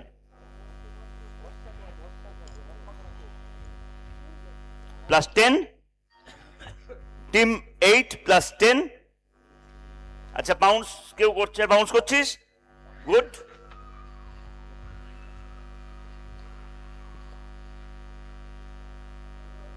এটা না, -5 টিম 7 -5। পাউন্স টাইম শেষ করব। 5 4 3 2 1 পাউন্স টাইম ক্লোজ। বলো। কোম্পানিটা নোকিয়া নোকিয়া আর এক্সটা মোবাইল ফোন। নোকিয়া বলতে তো মোবাইল ফোনই বোঝায়, আমি স্পেসিফিক জানতে চাইছি। আসছে না, আচ্ছা আসছে না। ওই ফোনের মডেলটা বললে তো হবে না, আমি স্পেসিফিক অ্যান্সার চাইছি।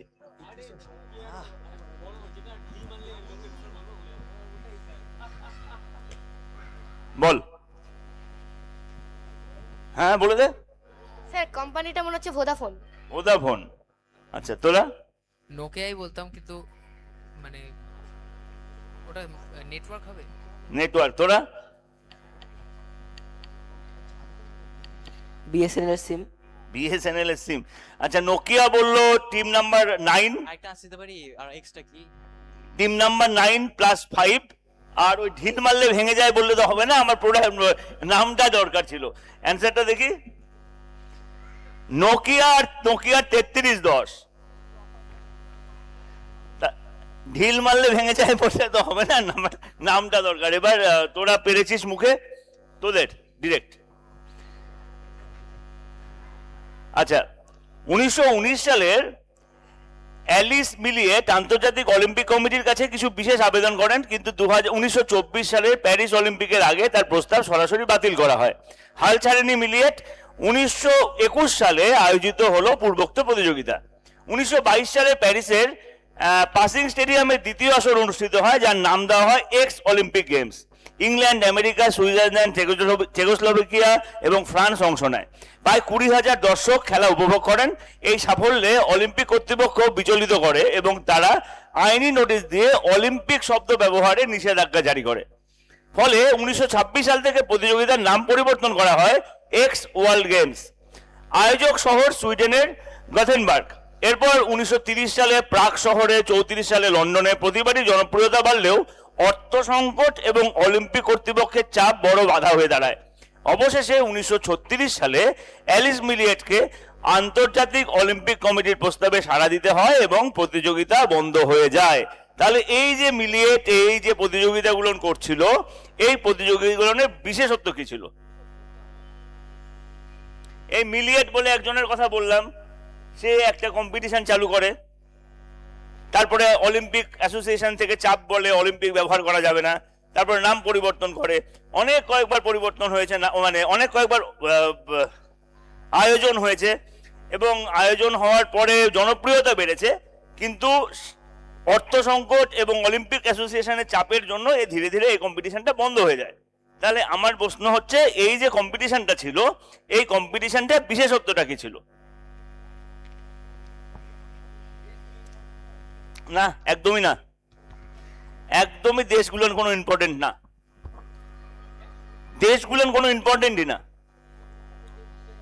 হ্যাঁ, বিশেষত্বটা এখন বিশেষত্ব আলাদা করে হয় না, এখন একাকার হয়ে গেছে। হ্যাঁ, মানে স্পেসিফিক কি ছিল ওই যে মিলিয়েটের যে কম্পিটিশনটা? না না, একটা কিছু এমন কোশ্চেন করছিস কেন? একটা কেন খেলানো হবে? গেমস তো অনেক রকমের খেলাই হতো, বিশেষত্ব কি ছিল?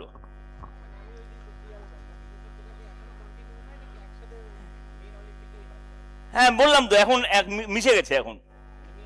হ্যাঁ হ্যাঁ, এখন মিশে গেছে মেন অলিম্পিকের সঙ্গে, এখন মেন অলিম্পিকের সঙ্গে মিশে গেছে, এখন বর্তমানে মেন অলিম্পিকের সঙ্গে মিশে গেছে। চলে সরাসরি প্রশ্ন তোদেরকে, বাউন্সে কেউ যাচ্ছে না। 5 4 3 2 1 বাউন্স টাইম ক্লোজ। বল। আচ্ছা, আমরা বলছি ওটা মানে এই অলিম্পিকটা যেটা আলাদা করে হতো, ওটা মানে শুধু ফিমেলদেরকে নিয়ে হতো, আর এটা শুধু মেলদেরকে নিয়ে হতো। উত্তরটা দেখি। +10, শুধু মহিলাদের নিয়ে এটা আয়োজন করা হয়েছিল। +10 টিম 8 এর জন্য, শুধু মহিলাদের নিয়ে আয়োজন করা হতো। তাহলে এবার তোদের প্রশ্ন। তামিলনাড়ুর শিমাগো জেলার একটি ছোট্ট রেল স্টেশন একসময় হয়ে উঠেছিল ভারতীয় সংস্কৃতির এক অনন্য প্রতীক। আরসালু নামের এই স্টেশনে শঙ্কর নাগের হাত ধরে 80-র দশকে জনপ্রিয়তা পেয়েছিল। 2019 সালে ভারতীয় রেলওয়ে ঘোষণা করেছিল আরসালু স্টেশনটির নাম পরিবর্তন হয়ে এক্স রেল স্টেশন মানে রেলওয়ে স্টেশন রাখা হবে, সেই স্মৃতিকে শ্রদ্ধা জানাতেই। যদিও প্রশাসনিকভাবে নামটি এখনো বদলানো হয়নি, তবে স্টেশনের চত্বরে হয়েছে এক্স মিউজিয়াম। সেখানে রাখা হয়েছে পোস্টার, পুরনো রেলের টিকিট এবং ব্যবহৃত নানা উপকরণ। স্টেশনের পুরনো ভবন এবং সংস্কার করে দর্শনার্থীদের জন্য উপযুক্ত করা হয়েছে, যাতে তারা এখান থেকে অনুভব করতে পারে সেই শহরের অস্তিত্ব। কর্ণাটক সরকার এবং ভারতীয় রেলওয়ে যৌথ উদ্যোগে এই স্থানটি এখন পরিণত হয়েছে জনপ্রিয় সাংস্কৃতিক আকর্ষণে। তাহলে আমার বলতে হবে এক্স কি কি রেলওয়ে স্টেশন?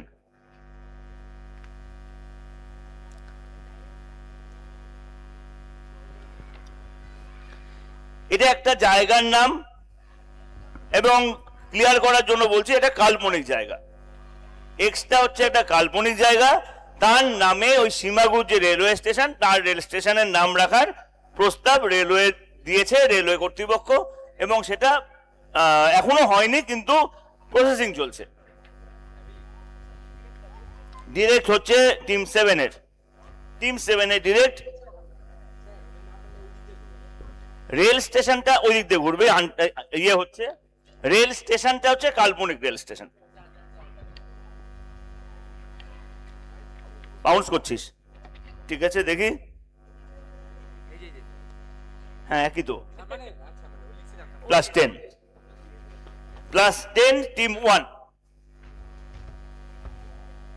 +10 টিম 8।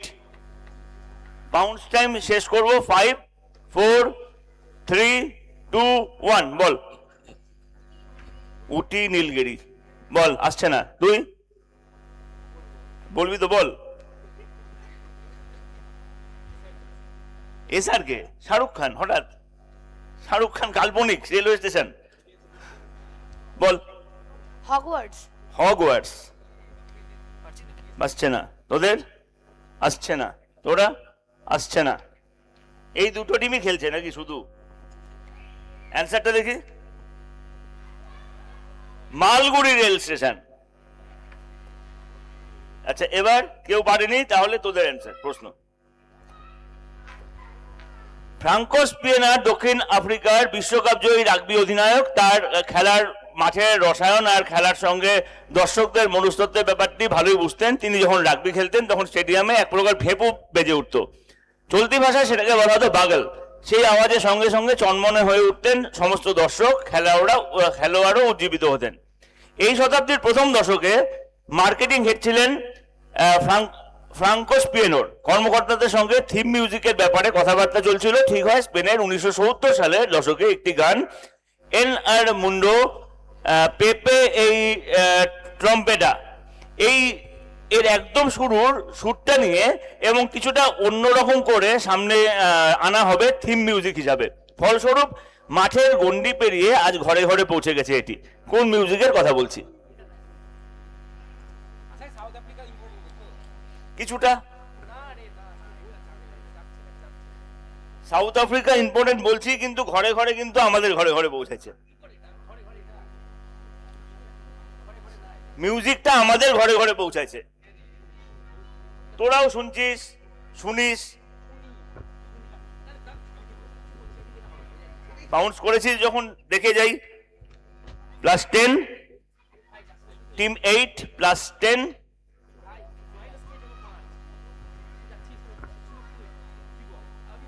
সাউন্ডটা মাঠে হয় এবং শুধু মাঠে আবদ্ধ না, ঘরে ঘরে পৌঁছে গেছে।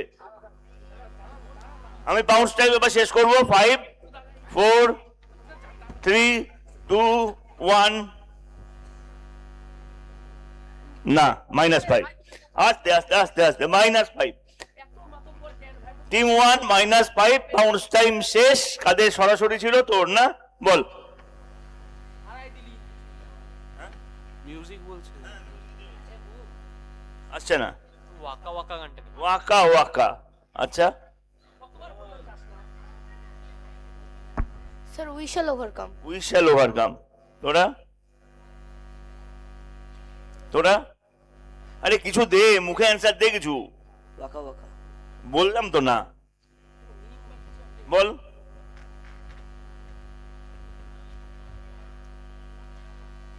সাউথ আফ্রিকা কিছুটা ইম্পর্টেন্ট বললাম, পুরোপুরি বলিনি তো। অ্যান্সারটা দেখি। হ্যাঁ আচ্ছা আচ্ছা, দাঁড়া দাঁড়া দাঁড়া। তোদের জিজ্ঞেস করিনি। আইপিএল এর থিম সং +10 +10। আরে বলবি তো, আমাদের বাকি আছে। আইপিএল এর টিউন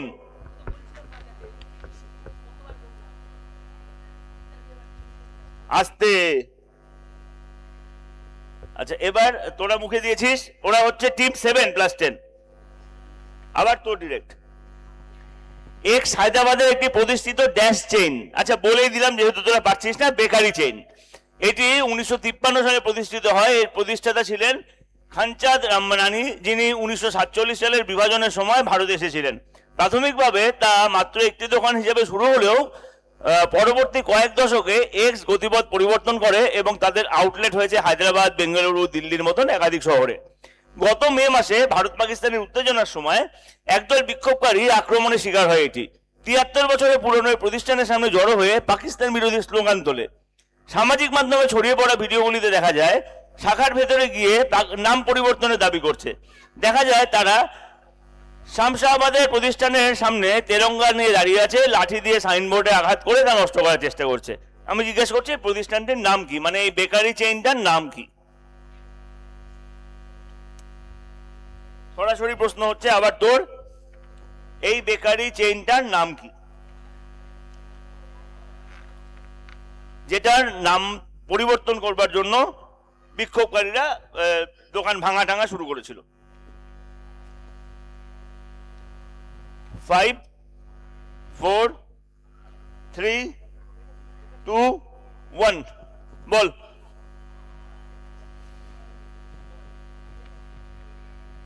প্রভুজি বলছি।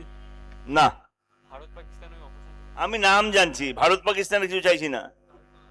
কালমা।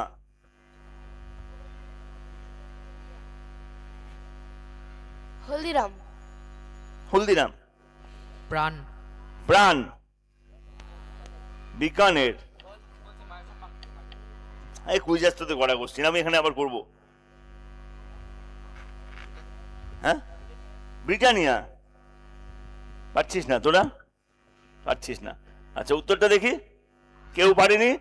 উত্তরটা হচ্ছে করাচি বেকারি। বেকারিটার নাম হচ্ছে করাচি বেকারি। আচ্ছা পরের প্রশ্ন, কেউ পারেনি যখন, আবার এবার তোদের ডিরেক্ট। 40-এর দশক, ব্রিটেনের গদিতে তখন ষষ্ঠ জর্জ। তকমা হারালেও গুরুত্ব কমেনি শহরের। তার মধ্যে বেঁচে গিয়েছে দ্বিতীয় বিশ্বযুদ্ধে দামামা। দ্বিতীয় বিশ্বযুদ্ধে সরাসরি অংশগ্রহণ না করলেও শহরে একটি গুরুত্বপূর্ণ ব্রিটিশ তথা মিত্রপক্ষের ঘাঁটিতে পরিণত হয়েছিল। আচ্ছা, শত্রুপক্ষের বায়ুসেনা তখন অনেক দেশেরই তাসে পরিণত হয়েছে। তার মধ্যে 1942-43 সালে জাপানি সেনার আক্রমণ শুরু হয়। 1942 সালে প্রথম বোমা পড়ে, ব্যাপক ক্ষতি হয়। জাপানিদের আক্রমণের প্রধান লক্ষ্য ছিল শহরের বাড়ি, স্থাপত্য, রাস্তাঘাট। তার মধ্যে ব্ল্যাক আউটের সিদ্ধান্ত নেওয়া হয় শহর বাঁচাতে। কিন্তু এক্স এর কি হবে? চাদর আলোয় মারাত্মক উজ্জ্বল হয়ে উঠতো এক্স। সেই কারণে 1943 সালে ব্রিটিশ সরকার কিছু একটা করার সিদ্ধান্ত নেয়। ব্রিটিশরা চায়নি কোনোভাবেই এই কথা জাপানিদের কানে থাক, সেই কারণেই এই অবস্থায় এক্স এর কোনো ছবিও তুলতে দেওয়া হয়নি। তা কিসের কথা বলছি আর তার সঙ্গে কি করা হয়েছিল? বাউন্স করছে। যে জায়গাটার কথা বলছি সেই জায়গাটাতে চাঁদের আলোতে উজ্জ্বল হয়ে ওঠার জন্য, সেটাকে ঢাকার জন্য ব্রিটিশ সরকার একটা জিনিস করার সিদ্ধান্ত নেয়।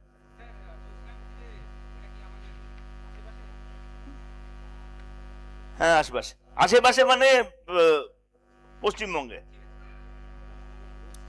হ্যাঁ পশ্চিমবঙ্গে। রাজধানী স্থানান্তর কথা বলা হয়েছে, তাহলে পশ্চিমবঙ্গ হবে না?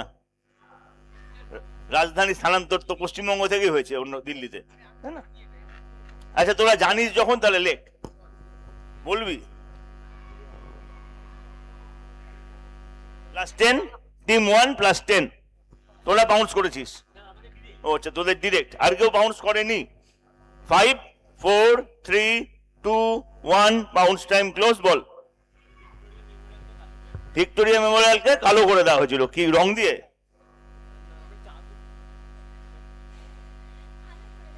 আচ্ছা ঠিক আছে, নাম্বার দিচ্ছি, কালো করে দেওয়া হয়েছিল, রং দিয়ে হয়নি। উত্তরটা দেখি, +10 হচ্ছে টিম 5। ভিক্টোরিয়াকে হচ্ছে বাঁশ দিয়ে ঘিরে ওটাকে গোবর আর মাটি দিয়ে কালো করে দেওয়া হয়েছিল।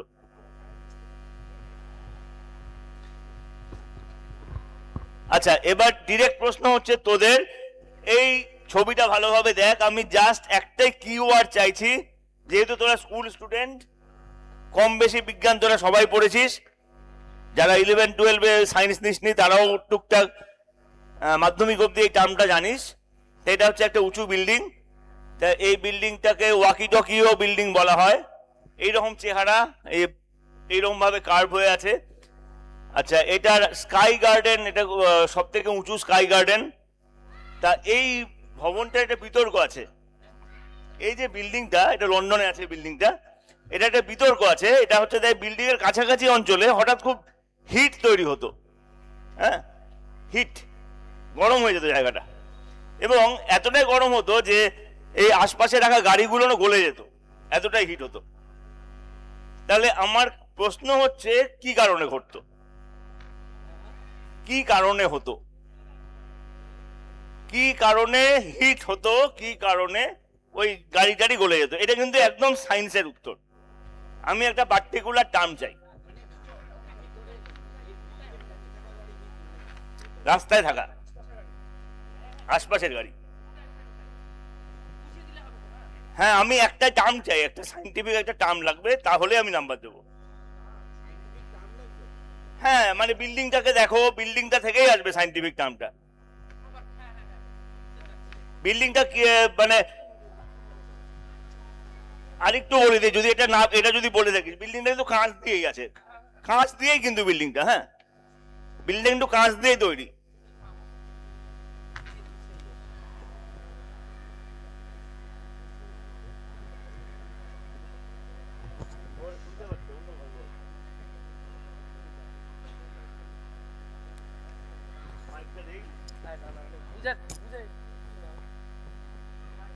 আমি এক্সামটার কথা বলছি না, আমি একটু বিয়ে কর।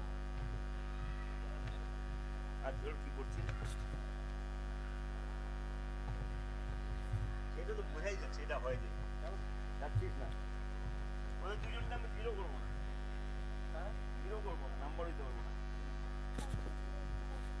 আস্তে আস্তে আস্তে আস্তে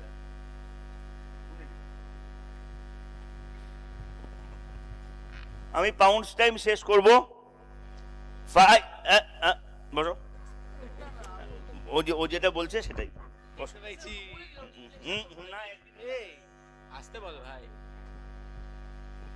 5, 4, 3, 2, 1 বল।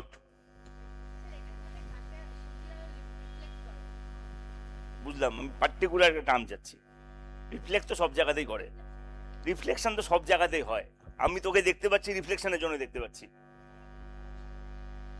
রিফ্লেকশনের জন্যই তো সবকিছু থেকে রিফ্লেকশন হয়, কিন্তু এইখানে রিফ্লেকশনটা একটা পার্টিকুলার রিফ্লেকশনের কথা বলছি। বল,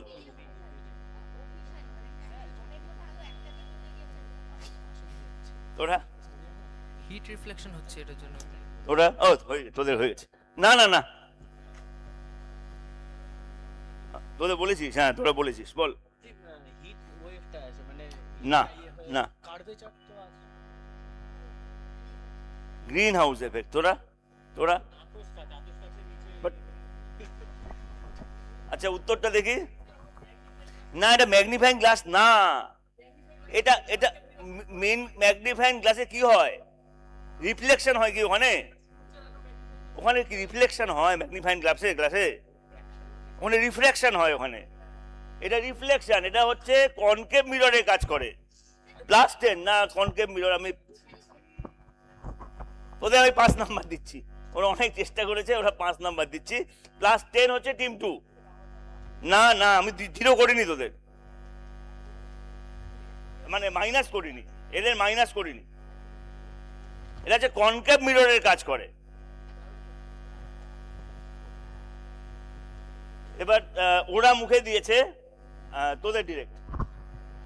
কিছুদিন আগে একটি অনলাইন ক্রসওভার ভিডিও ভাইরাল হয়েছে, যা দর্শক এবং নেটিজনদের মধ্যে বিষয়ে ছড়িয়ে পড়ে যে এই ভিডিওতে 2000 সালের প্রথম দশকের ব্লকবাস্টার এক্স এর এ গানের অংশ এবং ওয়াই এর গথিক স্টাইলের সঙ্গে মেশানো হয়েছে বলে সোশ্যাল মিডিয়ায় তুলনা ঝড় উঠেছিল। ভিডিও শুরু হয় যেখানে মুখ্য চরিত্র প্রহরীহীনভাবে হাঁটছেন, এক্স এর মুখ্য চরিত্রের ছায়া মনে করিয়ে দেয়। আবার একজন চরিত্রকে অপহরণ করার দৃশ্য, সেখানে আশ্চর্যভাবে এক্স এর খলনায়ক মুকেশ নেহরার শেষ মৃত্যু দৃশ্য ঠিক এরকম ভাবে মৃত্যু দেখানো হয়েছিল খলনায়কের। গালা সিকোয়েন্সে ঝাড়বাতি পড়ে যাওয়া নাটক আর নাটকীয় জুম ইন দৃশ্যগুলো মনে হয়েছে হুবহু এক্স ছবির আইকনিক ক্লাইম্যাক্স, এবং গান এর মতনই লাগছিল। তাই এগুলার ব্যাপারটা হচ্ছে দুটো ভিডিও, একটা রিসেন্ট, একটা 2000-এর প্রথম দশক, 2000-এর প্রথম দশকের একটা সিনেমা আর একটা রিসেন্ট, এই দুটোকে মিক্স করে একটা ভিডিও খুব ভাইরাল হয়েছিল ওই 2010-এর একটা গানের সঙ্গে এই রিসেন্ট যে মুভিটার কথা বলছি, তাদের প্রচুর মিল দেখানো হয়েছিল। ঝাড়বাতি পড়ে যাওয়া, তারপরে যখন হিরোর এন্ট্রি হচ্ছে তার হাঁটার সিকোয়েন্স, হ্যাঁ, এরকম অনেক মিল দেখানো হয়েছিল। তা জাস্ট আইডেন্টিফাই এখনকার বর্তমানেরটা কি আর ওই সেই সিনেমাটা কি। হ্যাঁ, পার্ট আছে। আমি এই বর্তমান যেটার কথা যার সঙ্গে অতীত যেটা, এই দুটো নাম বলতে হবে। তোরা বাউন্স করেছিস? আচ্ছা, ঠিক আছে। -5, টিম 1 -5। ডিরেক্ট হচ্ছে এই তো, সরি, তোদের কিন্তু আর ডিরেক্ট অ্যান্সার দিতে পারবি না, তোরা পাউন্স ছিল না, তোদের ডিরেক্টই ছিল। হ্যাঁ, ডিরেক্টই ছিল, আর অ্যান্সার দিতে পারবি না, ওরা অ্যান্সার দিতে পারবে না। আমি পাউন্স টাইম শেষ করি, তারপরে দেখছি। না, -5 হবে না, আমি ডিরেক্ট ছিল ওদের, একটু উদার হয়ে দেখছি। না, অ্যান্টি ক্লক যাচ্ছে তো, এরা দিল, তাহলে ওদের যাবে। অ্যান্টি ক্লক যাচ্ছে তো, এরা মুখে দিল। 5, 4, 3, 2, 1, পাউন্স টাইম ক্লোজ। তোদের ডিরেক্ট আমি নিচ্ছি না, ওরা বলেছে হচ্ছে অক্ষয় কুমারের এন্ট্রি, অক্ষয় খান্নার এন্ট্রি ধুরন্ধরে। বল, পারবি না তোরা? আচ্ছা, আমরা 2000-এর ওটা বলছি ওম শান্তি ওম। ওম শান্তি ওম। আর পরেরটা আগে নতুনটা তো নতুনটা আসছে না। তোরা? ভুলভুলাইয়া 3। তোদের?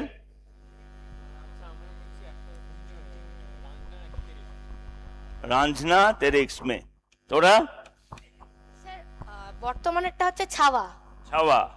আচ্ছা, আর আগেরটা? না স্যার, আগেরটা না। তোরা? প্রথমেরটা দেবদাস। তোরা? ওম শান্তি ওম, ছাওয়া। আচ্ছা, অ্যান্সারটা দেখি। প্রথমটা ওম শান্তি ওমের জন্য +5, আর এটা হচ্ছে ওয়েডনেসডে সঙ্গে +5 হচ্ছে টিম 8। লিখেছি?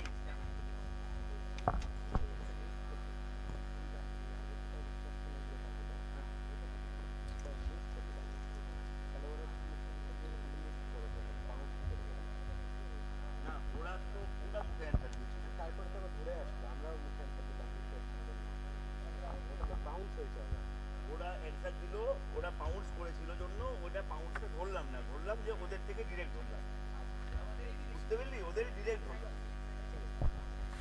বোঝা গেছে?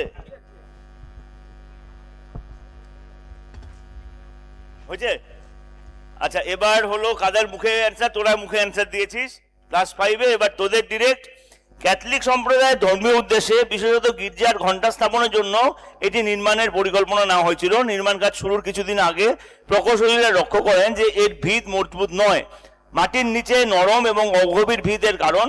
এদিকে প্রতিবেশী নগর রাষ্ট্রগুলির মধ্যে টানা যুদ্ধের ফলে নির্মাণ বহুবার বন্ধ হয়ে যায়, এর পুরো কাজ শেষ হতে প্রায় 1.5 শতাব্দী, মানে প্রায় 150 বছর লেগে যায়। 1319 সালে তবে এটি সম্পূর্ণ হয়।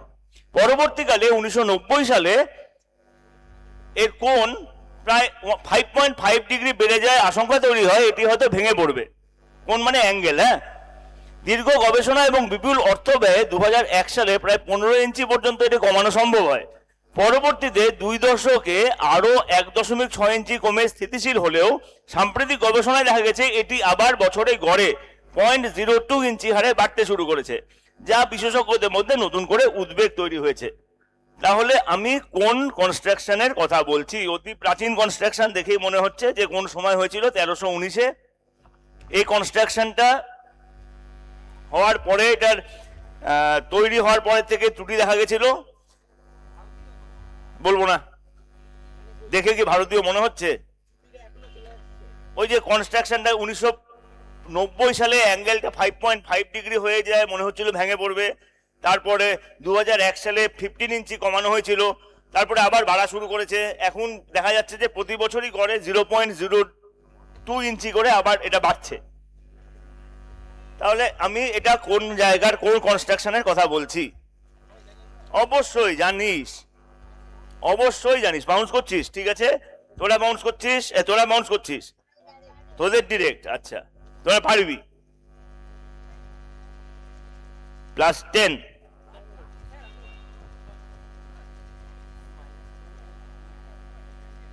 +10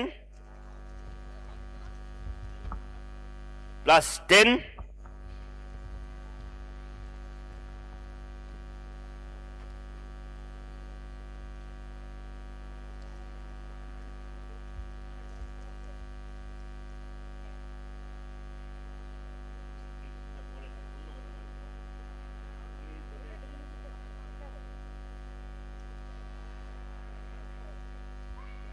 ওটা হচ্ছে তুই যেটা বলছিস সেটা হচ্ছে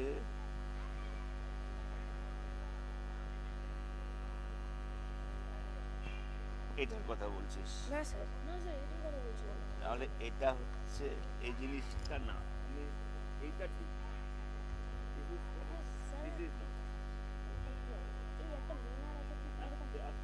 ঠিক আছে, না কিন্তু 10 দিতে পারবো না, জায়গাটার নাম বলিস জন্য আমি তোদের 5 দিচ্ছি। হ্যাঁ, +10। আচ্ছা, ওরা বাউন্স করিসনি না? এটা বাউন্স করিসনি, সব পারলো বাউন্স করে, তোরা বাউন্স করিসনি। টিম 2 +10, টিম 4 5, টিম 4 5, হ্যাঁ 5 6 +10, তোরা বাউন্স করেছিলিস। 8 +10। আচ্ছা, বাউন্স টাইম যেহেতু শেষ করিনি, +10। Team 1 5 4 3 2 1, bounce time close. বল। কুতুব মিনার। কুতুব মিনার। কেউ বাকি আছে? তোরা বাকি আছিস, আসছে না তোরা? আইফিল টাওয়ার না। উত্তরটা দেখি, উত্তরটা দেখি। এটা হচ্ছে পিসার মিনার, অ্যাঙ্গেল হয়ে আছে, বেঁকে আছে, জানিস তো? এটা জানিস, বেঁকে আছে, এটাই কনস্ট্রাকশন ত্রুটির জন্য। তাহলে 9 নম্বর প্রশ্ন শেষ, মুখে কেউ অ্যান্সার দেয়নি।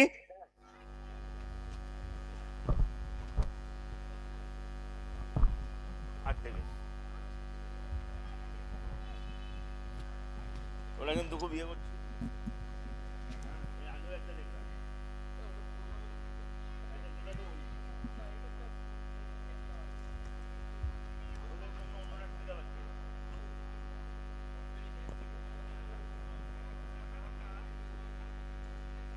ইয়েতে কি আছে একটু লক্ষ্য করতো, তুই একটু এখানে দাঁড়াতো, ওই দিকে তাকাই থাকবি।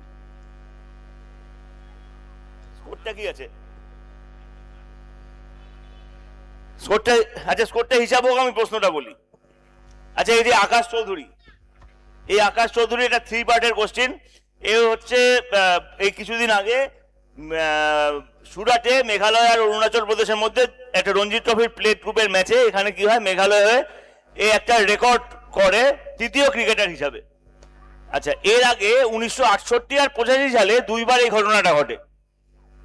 প্রথম শ্রেণীর ক্রিকেট বোঝা যাচ্ছে, 2বার এই ঘটনাটা ঘটে, 68-তে আর 85-তে। আকাশ এই লিস্টে শুধু যোগই দেননি, রেকর্ডটিতে আরো বেটার করেছিলেন। একই ম্যাচে আকাশ 2012 সালের একটি রেকর্ডকে ভেঙে আর একটা নতুন রেকর্ড করে। তাহলে আমার প্রশ্ন হচ্ছে যে ওই যে দুজনের রেকর্ডকে ব্রেক করেছিল, সেই দুজনের নাম কি? আর দ্বিতীয় হচ্ছে ওই যে 12 সালে যে রেকর্ডটা ভাঙলো, সেটা কোন রেকর্ড ভাঙলো? এটা খুব রিসেন্ট, এটা ডিসেম্বরেরই ঘটনা, ডিসেম্বরেরই মনে হয়, নাকি নভেম্বরের শেষের দিকে। এই আকাশ, পেপার টেপার পড়লেই দেখা যাবে। এই হচ্ছে একজনের রেকর্ডকে ব্রেক করলো না, শুধু মানে ছুলো আর কি, তার সঙ্গে তাকে একটু বেটারও করলো। সেই দুজন কে কে ছিল, একজন 68 সালে করা আর একজন 1985 সালে করা। 68 আর 85 সালে দুজনের রেকর্ডটা করেছিল, তার রেকর্ডকে ব্রেক করলো প্রথম শ্রেণীর ক্রিকেটে। ব্রেক করলো মানে ছুলো আর কি, বেটার করলো। আর একটা রেকর্ড 2012 সালের রেকর্ডকে ভেঙে নতুন রেকর্ড করলো। তাহলে প্রত্যেকটা পার্ট ওই দুজনের নামের জন্য 3-3, আর যে রেকর্ডটাকে করলো সেই রেকর্ডের জন্য 4। প্রতিটা পার্টের জন্য পাউন্স করা যাবে। ব্লু, ওই যে দুবার হয়েছিল প্রথম শ্রেণীর ক্রিকেটে, দুবার হয়েছে, আন্তর্জাতিক ক্রিকেটে আরো কয়েকবার বেশি হয়েছে। প্রথম শ্রেণীর ক্রিকেটে যে দুবার হয়েছে তার মধ্যে একজন ভারতীয়। প্রথম শ্রেণীর ক্রিকেটে দুবার হয়েছে যে তার মধ্যে একজন ভারতীয়। আর আন্তর্জাতিক ক্রিকেটে অনেক কবার হয়েছে, তার মধ্যে ভারতীয় আছে।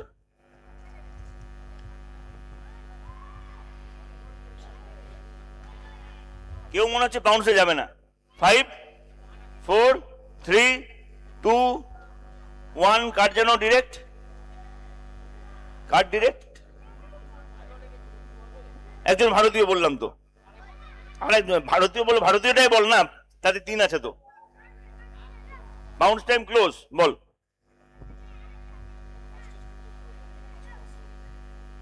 মাত্র 2 জন করেছে আগে।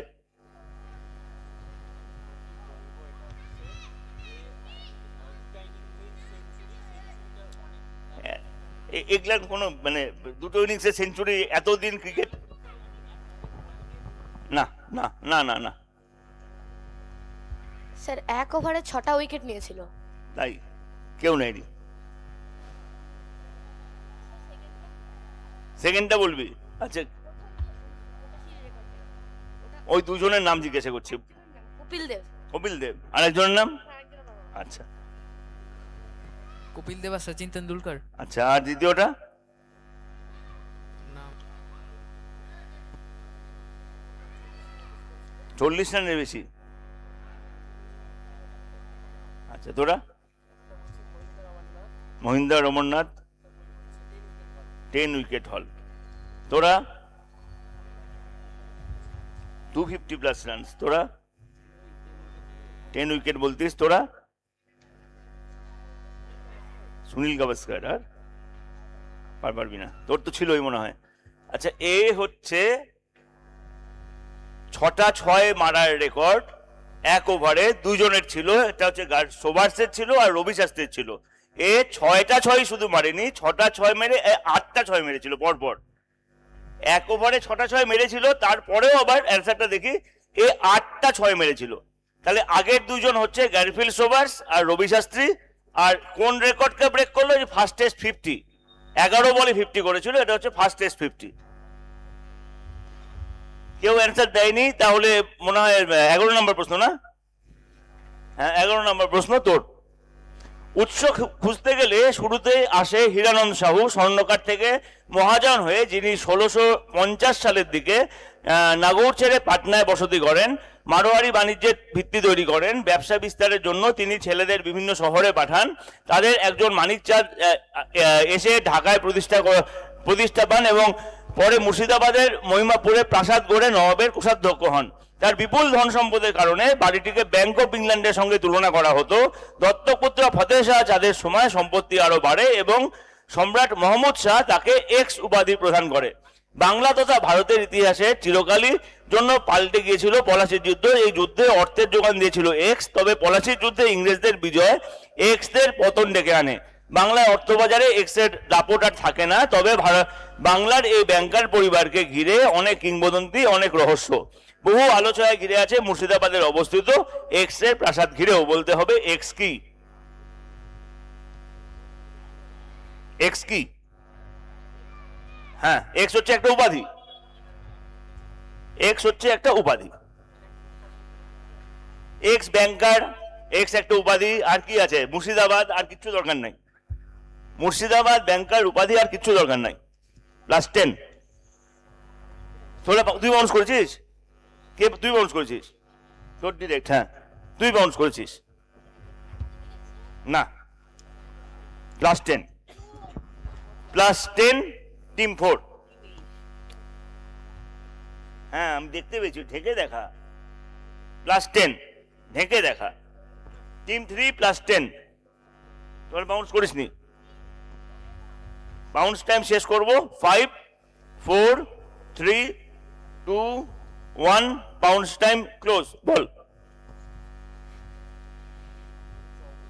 জগৎ শেঠ বলতিস, এত চিন্তা ভাবনা করে আমরা জগৎ শেঠ বলতাম। +10 জগৎ শেঠ, টিম 5 +10 জগৎ Seth.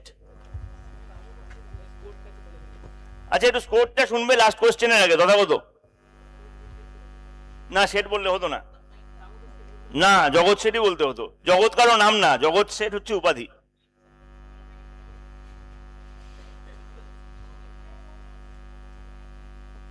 Team 1 110, team 2 15, team 3 15, team 4 35, team 5 70, team 6 15, team 7 40, team 8 130, team 9 15। আচ্ছা শেষ প্রশ্ন। এটা একটা কবিতা বলা আছে, কবিতাটা নিজের মতো পড়ে নিও। আচ্ছা টেনব্রিজ ওয়েলসে জন্ম না হয় এক্স, এটা হচ্ছে 1884 সালে জন্ম। তার ছাত্রর চাইতে মাত্র 13 বছরের বড় ছিল।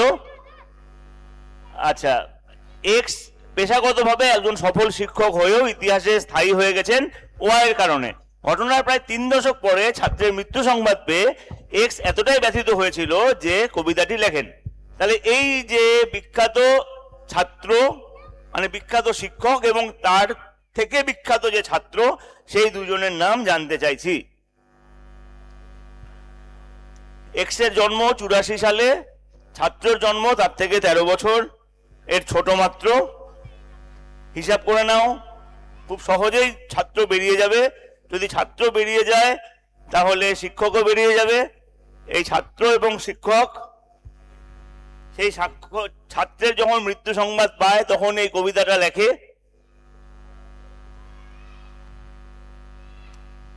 তবে আমরা ইতিহাস যখন ঘাঁটি, ছাত্র এবং শিক্ষকের মধ্যে কিন্তু খুব ভালো সম্পর্কের কথা আমরা জানি না।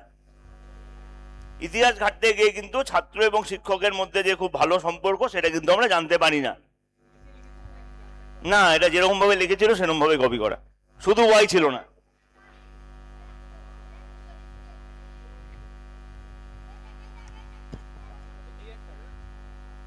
বললো তাদের ওদের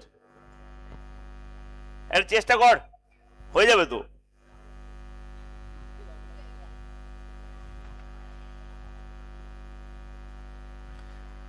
শিক্ষকের জন্ম বলা আছে, সেখান থেকে ছাত্রের জন্মসাল বাড়াবে। ছাত্রের জন্মসাল যদি বাড়ায় তাহলে শিক্ষককে চলে আসবে। শিক্ষক ছাত্রের মধ্যে ইতিহাস ঘাটলে আমরা খুব ভালো সম্পর্কের কথা জানতে পারি না, কিন্তু এই শিক্ষকই ছাত্রের মৃত্যু সংবাদে যখন খবর পেয়েছিল তখন এই কবিতা লিখেছিল তার সম্বন্ধে।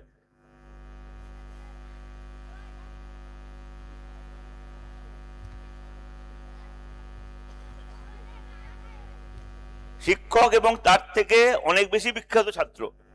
ঠিক আছে, আমি পাউন্স টাইম শেষ করব। পাউন্স সলভ করবি? 5 পার্ট করবি কেন? হ্যাঁ এটা পার্ট কেন হবে? এটা পাউন্স করলে ফুল হবে না, -5। এটা এর থেকে 13 বছর বড় হলে ওটা হয়, ছোট হলেও হয় না, বড় হলেও হয় না। 5 4 3 2 1 বাউন্স টাইম ক্লোজ। তোদের ডিরেক্ট বল। হ্যাঁ বল। সুভাষচন্দ্র। আর শিক্ষক? ছাত্র সুভাষচন্দ্র, শিক্ষক মনে আসছে না, শিক্ষক মনে আসছে, মনে আসছে না। তোরা মনে আসছে না? তোরা আসছে না? তোরা? তোদেরও আসছে না? তোরা? তোরা? রাধা কৃষ্ণন। আচ্ছা, তোরও আসছে না। তোর? ক্ষুদিরাম মাস্টারদা সূর্য সেন। ভালো সম্পর্ক ছিল না টিল না বললাম, তারপরেও কি কি মনে আসছে? কি শিক্ষক ছিলেন মনে হচ্ছে গান্ধীজি। না না না, আচ্ছা, টিম 4 হচ্ছে +5, অ্যান্সারটা দেখি। এটা হচ্ছে সুভাষচন্দ্র বসু আর ওটেন সাহেব। এটা হচ্ছে ওটেন সাহেব। তাহলে +5, ব্রিলিয়ান্ট অ্যান্সার। খুব ভালো খেলেছিস তোরা, টিম 4, তোরা খুব ভালো খেলেছিস, যদিও পজিশন পাসনি, কিন্তু খুব ভালো খেলেছিস। কিছু মাইনাস খেয়েছিস, না হলে হয়তো আরো ভালো জায়গায় থাকতিস। Thank you very much. না, দুইজনই ভালো খেলেছিস, থ্যাংক ইউ তোদের দুজনকে। আচ্ছা, স্কোরটা বলে দাও।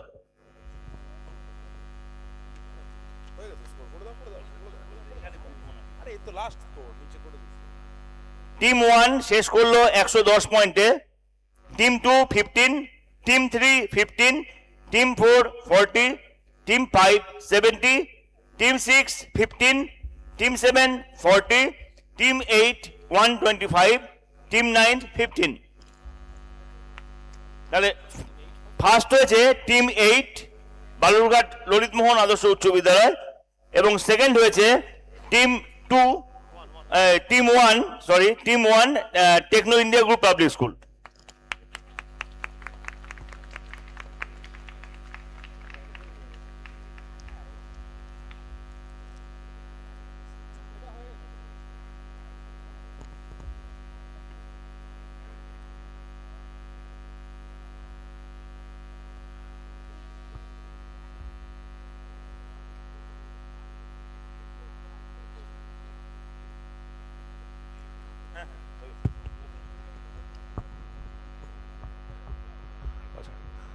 অজস্র ধন্যবাদ আমাদের মাননীয় দুই বিশিষ্ট কুইজ মাস্টার শ্রী সোমনাথ দাশগুপ্ত এবং প্রান্তিক তালুকদারকে, এবং আমাদের যে কম্পিউটার অপারেটিং সিস্টেমে ছিলেন, এই স্লাইড শোগুলোতে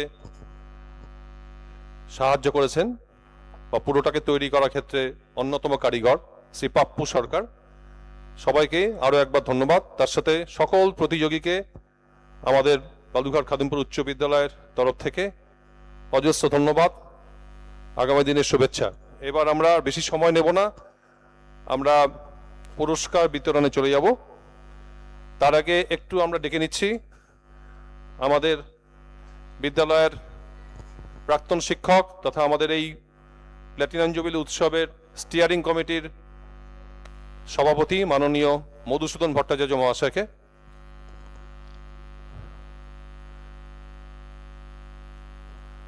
মধুসূদন বাবু, একটু মঞ্চে আসুন। তার সঙ্গে একটু ডেকে নিচ্ছি আমাদের বিদ্যালয়ের মাননীয়া শিক্ষিকা শ্রীমতী সোমা লস্কর মহাশয়াকে, একটু মঞ্চের কাছে আসুন।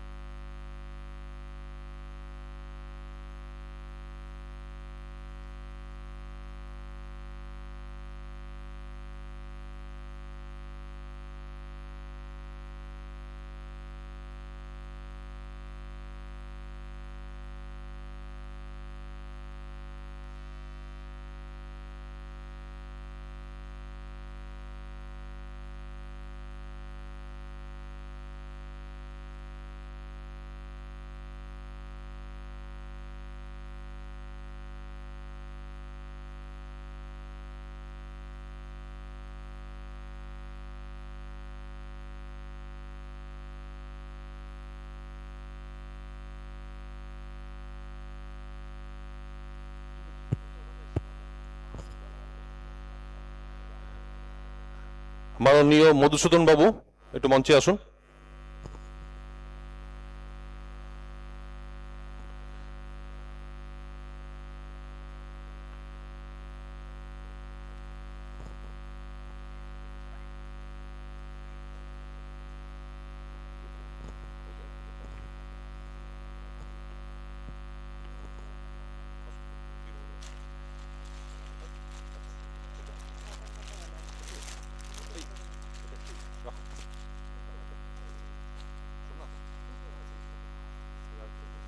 পাপ্পু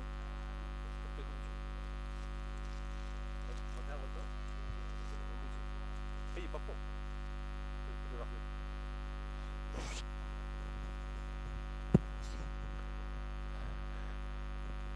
আচ্ছা ম্যাডাম প্লিজ আচ্ছা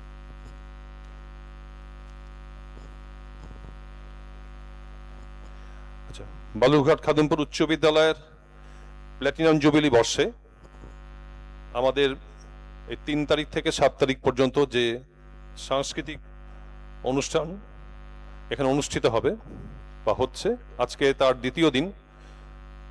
তো আজ এরই একটি অংশ হিসেবে এখানে আন্তঃবিদ্যালয় কুইজ প্রতিযোগিতার আয়োজন করা হয়েছিল। বিভিন্ন বিদ্যালয় থেকে ছাত্রছাত্রীরা তারা এখানে অংশ নিয়েছে।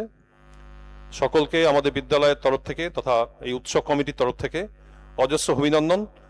দর্শকদের কাছে একটু অনুরোধ করব, এই সমস্ত আমাদের ক্ষুদে ছাত্রছাত্রীদের জন্য একটা জোরে হাততালি অবশ্যই প্রাপ্য। দীর্ঘ সময় ধরে তারা এখানে থেকেই পারফর্ম করছে আর কি। তো সুতরাং কুইজ এখন যেহেতু আপনারা অনেকেই পরিচিত, আর যারা পরিচিত নন, এই এখনকার ফরম্যাটটা পুরো পাল্টে গেছে, দেখতেই পাচ্ছেন।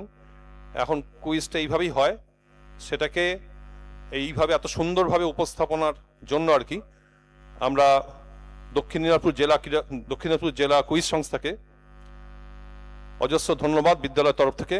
আমরা তাদেরকে আমাদের এই কুইজ পরিচালনার জন্য আহ্বান করেছিলাম, তারা আমাদের ডাকে সাড়া দিয়েছে। তাদেরই প্রতিনিধি হিসেবে এখানে উপস্থিত ছিলেন আমাদের 2 জন বিচারক এবং তার সাথে আমাদের যিনি পুরো ব্যাপারটাকে অপারেট করেছেন এই স্লাইড শোয়ের ক্ষেত্রে বিশেষ করে। তো তাদেরকে আমরা আমাদের বিদ্যালয় থেকে সামান্য কিছু উপহার তুলে দেব। আমি মঞ্চে ডেকে নেব একজন একজন করে। প্রথমেই ডাকছি আমাদের বিশিষ্ট কুইজ মাস্টার, বিশিষ্ট শিক্ষক এবং তার আরেকটি পরিচয় আগেও বলেছি, তিনি বিদ্যালয়ের প্রাক্তনী মাননীয় প্রান্তিক তালুকদার মহাশয়কে। প্রান্তিক, একটু মঞ্চে এসো।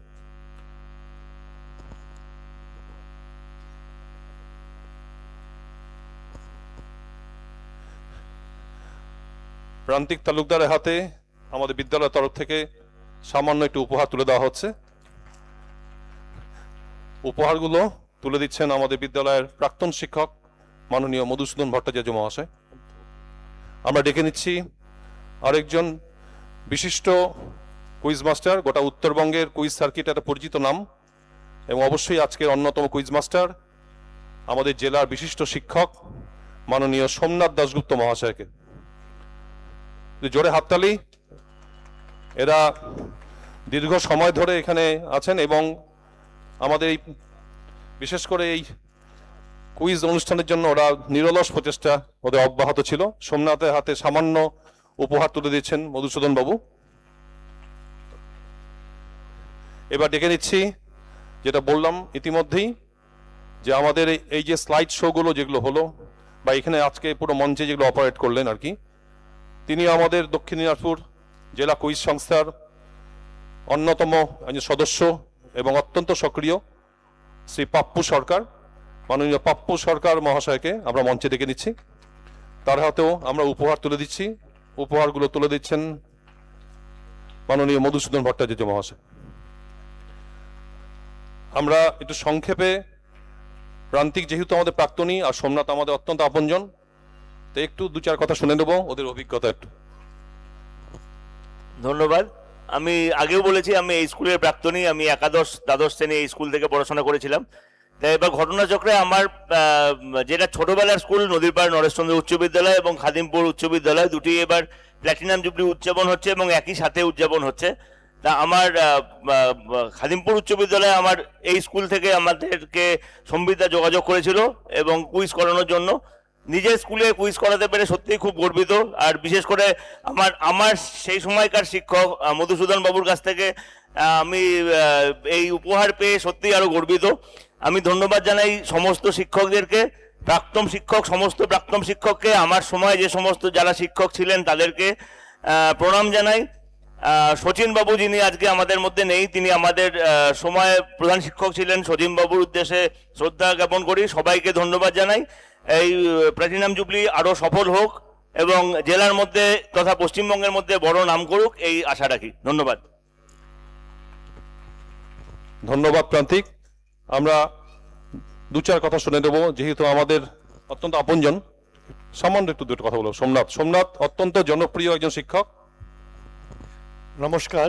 আমি যেমনটা প্রথমেই বললাম আজকে যে আমি এই বিদ্যালয়ের প্রাক্তনী নই, কিন্তু আমার জীবনের যে প্রথম বড় পরীক্ষা মাধ্যমিক পরীক্ষা, সেই পরীক্ষার সিট এই স্কুলেই পড়েছিল। আমার এখনো মনে আছে এই বাঁ দিকের এই ব্লকটা, মানে স্টেজ থেকে বাঁ দিকের ব্লকটার সম্ভবত দোতলার কোনো একটা ঘরে মাধ্যমিক পরীক্ষা দিয়ে গেছিলাম। এবং পরে আমার মনে পড়লো যে পরীক্ষা দিয়ে আজকে আমি শিক্ষকতার চাকরি করছি, অর্থাৎ স্কুল সার্ভিস কমিশন, সেই পরীক্ষার সিটটাও আমার এই বিদ্যালয়তেই পড়েছিল। কাজে এই বিদ্যালয় আমার হৃদয়েও একটা অন্যতম একটা জায়গা করে নিয়েছে আর কি। আর এই অনুষ্ঠানের জন্য গোটা বিদ্যালয় কর্তৃপক্ষ এবং বিশেষ করে মধুসূদন বাবু, সম্বিত দা এবং আরও বিদ্যালয়ের বাকি সবাইকে আমার পক্ষ থেকে অনেক শুভেচ্ছা, অনেক অভিনন্দন। এই বিদ্যালয়ের নাম মানে এই জেলাতে অবশ্যই সুপরিচিত একটি নাম। আশা করি আরও ছড়িয়ে পড়ুক, প্ল্যাটিনাম জুবিলির পরে আরও জুবিলিগুলো আসুক, এই আশা রেখেই থ্যাংক ইউ, ধন্যবাদ। ধন্যবাদ সোমনাথ।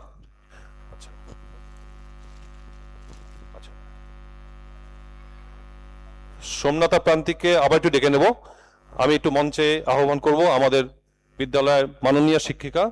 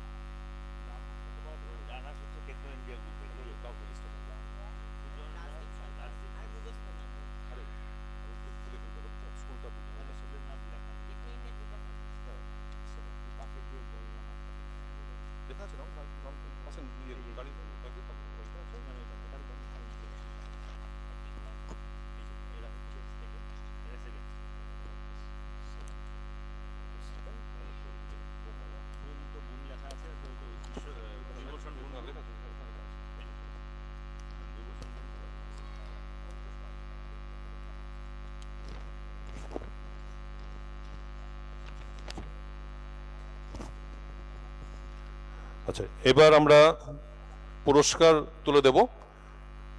আজকের এই কুইজ প্রতিযোগিতার রানার্স আপ টেকটো India group of public school থেকে রাজদীপ সরকার এবং সৃজন রায়, তোমরা চলে এসো সামনে।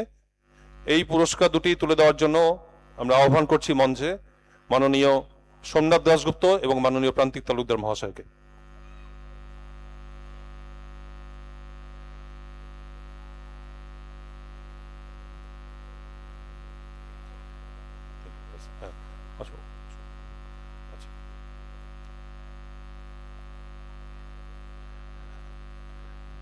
জোরে হাততালি রাজদীপ এবং সৃজনের জন্য।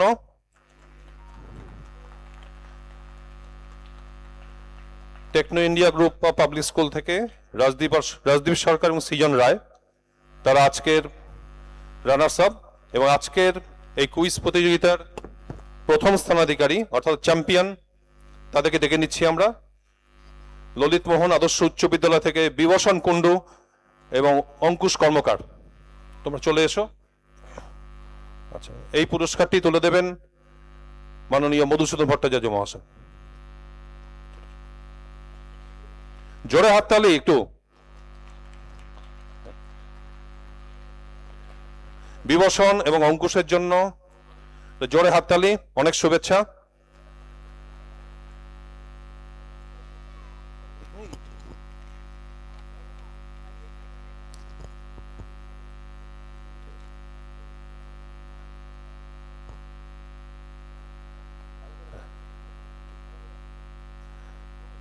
সেই সঙ্গে আমরা আমাদের পুরস্কার বিতরণী অনুষ্ঠান এখানে শেষ করছি। আবার সকল প্রতিযোগীকে আমাদের বিদ্যালয়ের তরফ থেকে আগামী দিনে অসংখ্য শুভেচ্ছা, তোমরা আরো ভালো করো। সবাইকে আন্তরিক অভিনন্দন জানিয়ে আজকে আমাদের এই কুইজ প্রতিযোগিতা এখানেই শেষ করলাম। ধন্যবাদ।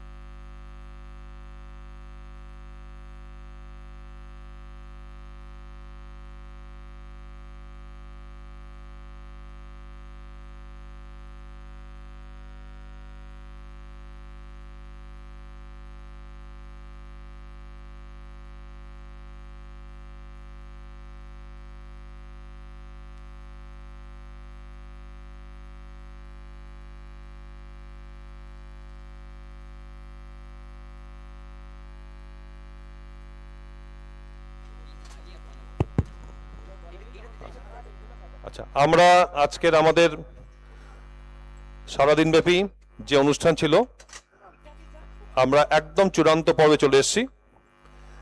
এখন একটি ছোট্ট একটি অনুষ্ঠান দিয়ে, একটা নৃত্যানুষ্ঠান দিয়ে আজকের এই অনুষ্ঠান, আজকের সারাদিনব্যাপী অনুষ্ঠানের সমাপ্তি হবে।